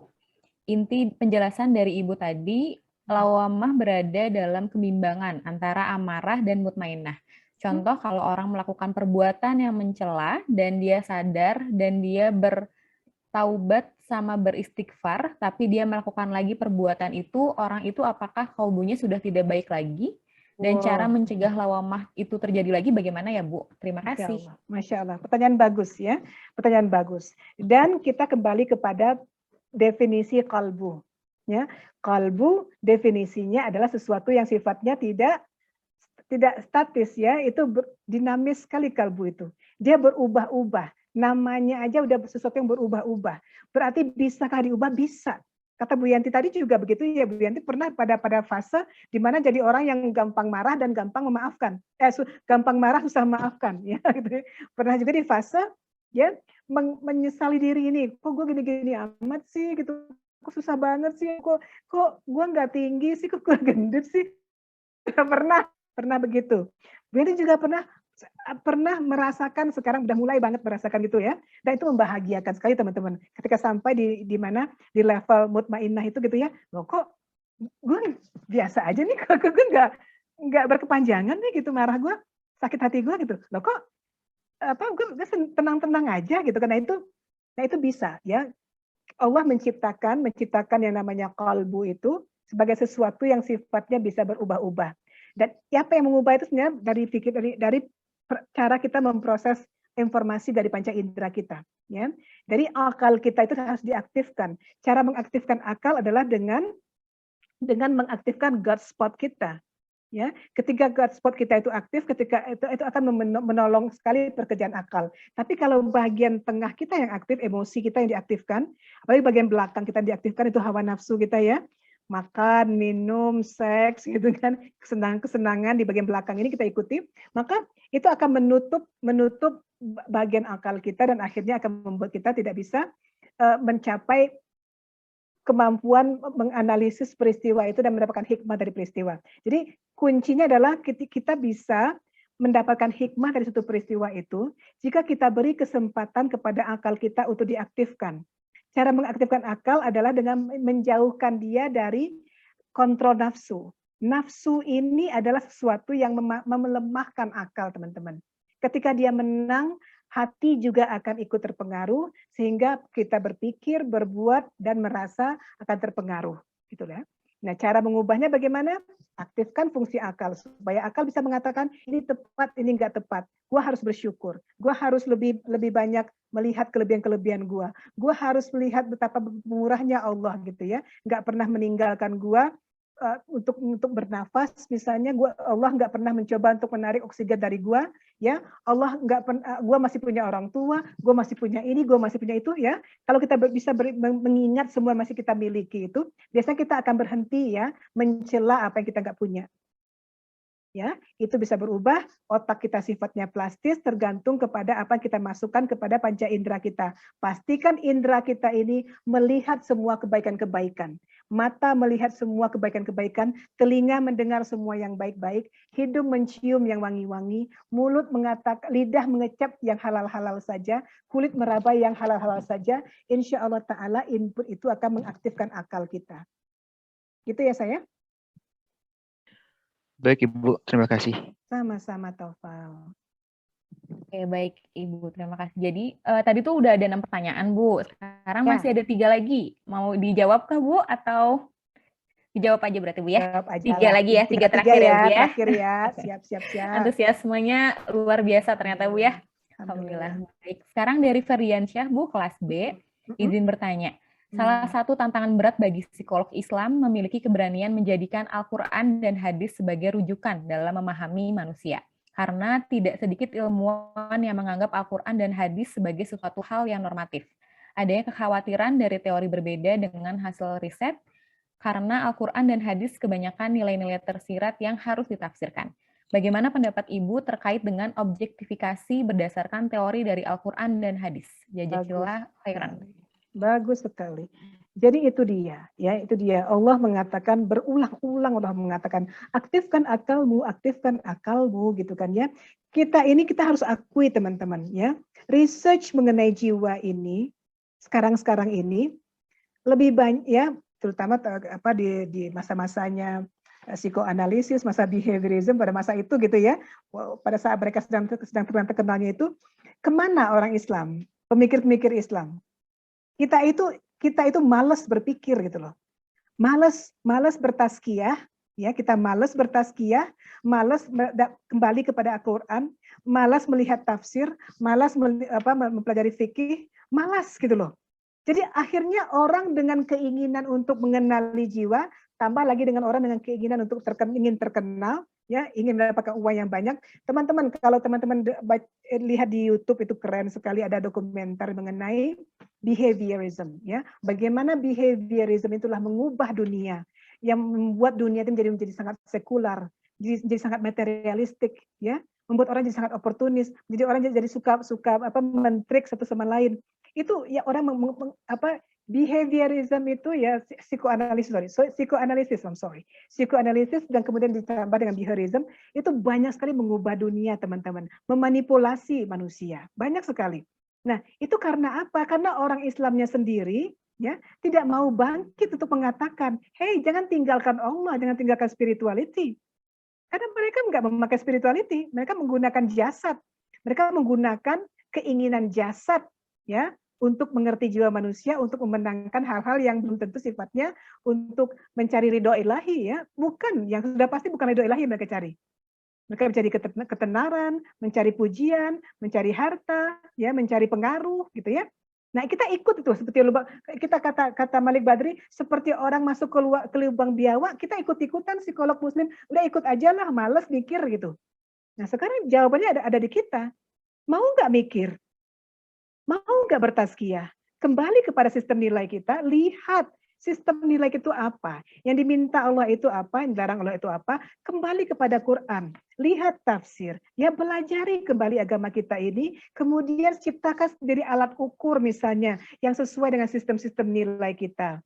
Tes IQ yang sesuai dengan sistem nilai Islam, tes personality yang sesuai dengan sistem nilai Islam.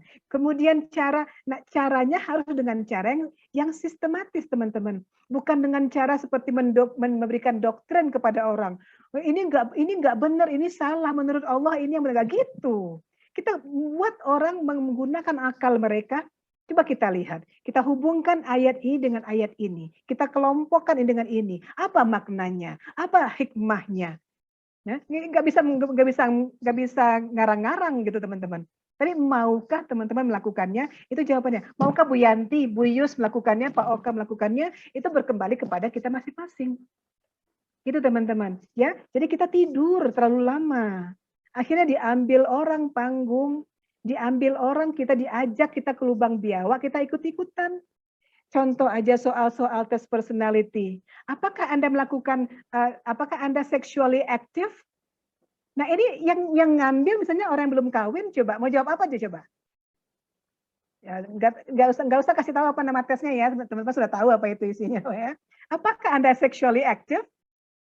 Itu pertanyaan cocok nggak dengan sistem nilai orang Indonesia, orang Islam?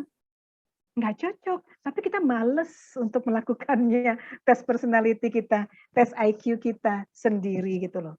Nah, jadi Bu Yanti sekarang nantangin diri sendiri, nantangin dosen-dosen, nantangin teman-teman semua calon-calon psikolog yang keren ini, mau nggak kita bangun?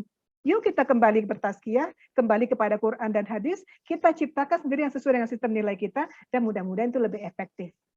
Gitu ya saya. Luar biasa Bu, terima kasih. Jazakallah khair. Sami-sami Ferdiansyah. Baik Bu, kita lanjut ke pertanyaan selanjutnya dari Lesnah. Lesnah kelas E, Ibu izin bertanya, apakah terapi yang menggunakan perspektif Islam hanya digunakan untuk orang-orang yang beragama Islam? Atau bisa juga digunakan secara umum? Apakah psikologi Islam saat ini sudah banyak dikenal dan banyak yang menggunakan pendekatannya? Terima kasih. Pertanyaannya 3. Iya, jadi beranak ya Bu ya pertanyaannya. Lasnah Bu, Lasnah. Baik Lasnah. Lasnah ini curang nanya 3 sekaligus. Oke, pertanyaan pertama. Apa tadi pertanyaan pertamanya? Terapi yang menggunakan perspektif Islam ini apakah bisa hanya untuk orang Islam saja? Oke, baik. Nah, jadi sebenarnya kita itu melihat logikanya teman-teman. Pola berpikirnya, bukan melihat agamanya atau doktrinnya gitu ya. Kita lihat cara berpikirnya. Jadi kalau kita melihat bahwa dalam jiwa manusia itu ada potensi baik dan buruk, itu kan bisa di manusia siapa saja, orang Islam maupun orang Kristen gitu ya. Kalau kita memandangnya begitu, jadi manusia ini punya potensi dari konsep berpikir psikologi Islam, setiap manusia itu punya potensi berbuat baik dan berbuat buruk. Oke, setiap manusia itu punya kalbu, setiap manusia itu punya fitrah bertuhan. Oke, nah itu prinsip itu kita gunakan untuk men-treat mereka. Nah, bagaimana sistem nilai mereka? Kita lihat, kita tanya, kita juga belajar. Ya, sistem nilai orang Kristen seperti apa? Sistem nilai orang Hindu seperti apa? Nah, kita akan menggunakan istilah-istilah ketuhanan mereka itu dalam treatment kita gitu loh. Coba silahkan berdoa kepada Tuhannya, berdoa sesuai dengan agama masing-masing, misalnya gitu ya. Coba fokuskan untuk mengaktifkan God spot kita contohnya. Coba bayangkan Tuhan sedang naik, kita menggunakan istilah Tuhan, gunakan istilah-istilah yang netral. Jangan gunakan istilah Allah misalnya gitu ya kepada orang Hindu. Sebel dia ini, gue mau diapain? Mau dipindahin agama gue kali gitu kan ya. Nah, ini bisa digunakan kepada orang beragama yang lain, tapi prinsip berpikirnya kita menggunakan prinsip berpikir ala psikologi Islam. Bahwa manusia contohnya punya potensi fujur dan takwa, ada kalbu yang akan dipengaruhi oleh nafsu, ya kalau nafsu dan akal. Jadi kalau akal menang itu tetap kita gunakan prinsip itu gitu loh. Ya, nah caranya supaya jiwa kita nggak sakit, apa sistem nilai dia? Kita tanya apakah perbuatan dia, cara berpikir dia, dan cara merasa dia konsisten dengan sistem nilai dia. Kalau nggak konsisten, itu yang bikin sakit jiwa. Kita buat dia, kita panggil dia, ayo konsisten dong, jangan munafik dong. Karena kemunafikan itu, ketidakkonsistenan akan menyebabkan cognitive dissonance ya. Dalam istilah psikologi kita, cognitive dissonance. Nah, itu yang kita hindari. Segala sesuatu perbuatan, perbuatan, pikiran dan perasaan yang tidak konsisten dengan sistem nilai sendiri menyebabkan cognitive dissonance. Itu sesuai dengan ajaran psikologi Islam. Bisa diterapkan pada agama apa saja. Jawaban pertama. Yang kedua, apakah psikologi Islam saat ini sudah banyak dikenal dan banyak digunakan pendekatannya? Sudah sangat teman-teman ya. Sekarang di Jerman saja sudah ada sekarang universitas yang ada jurusan psikologi Islamnya. Di Australia sudah ada. Wah, sekarang tuh sudah mulai seksi banget psikologi Islam. Karena mereka menganggap logika berpikir psikologi Islam itu riset-riset sudah mulai membuat orang sadar bahwa ternyata ini komprehensif loh memandang jiwa itu. Enggak parsial gitu. Enggak karena lingkungan saja, enggak karena bawaan saja, enggak buruk saja, enggak jelek saja gitu ya. Enggak bagus saja dan enggak blank pula. Jadi orang melihat ini cara berpikirnya ini komprehensif dan ternyata positive psychology ya juga mulai mereka malu-malu mengatakan mereka mengakui bahwa beragama itu penting banget gitu loh. Ya.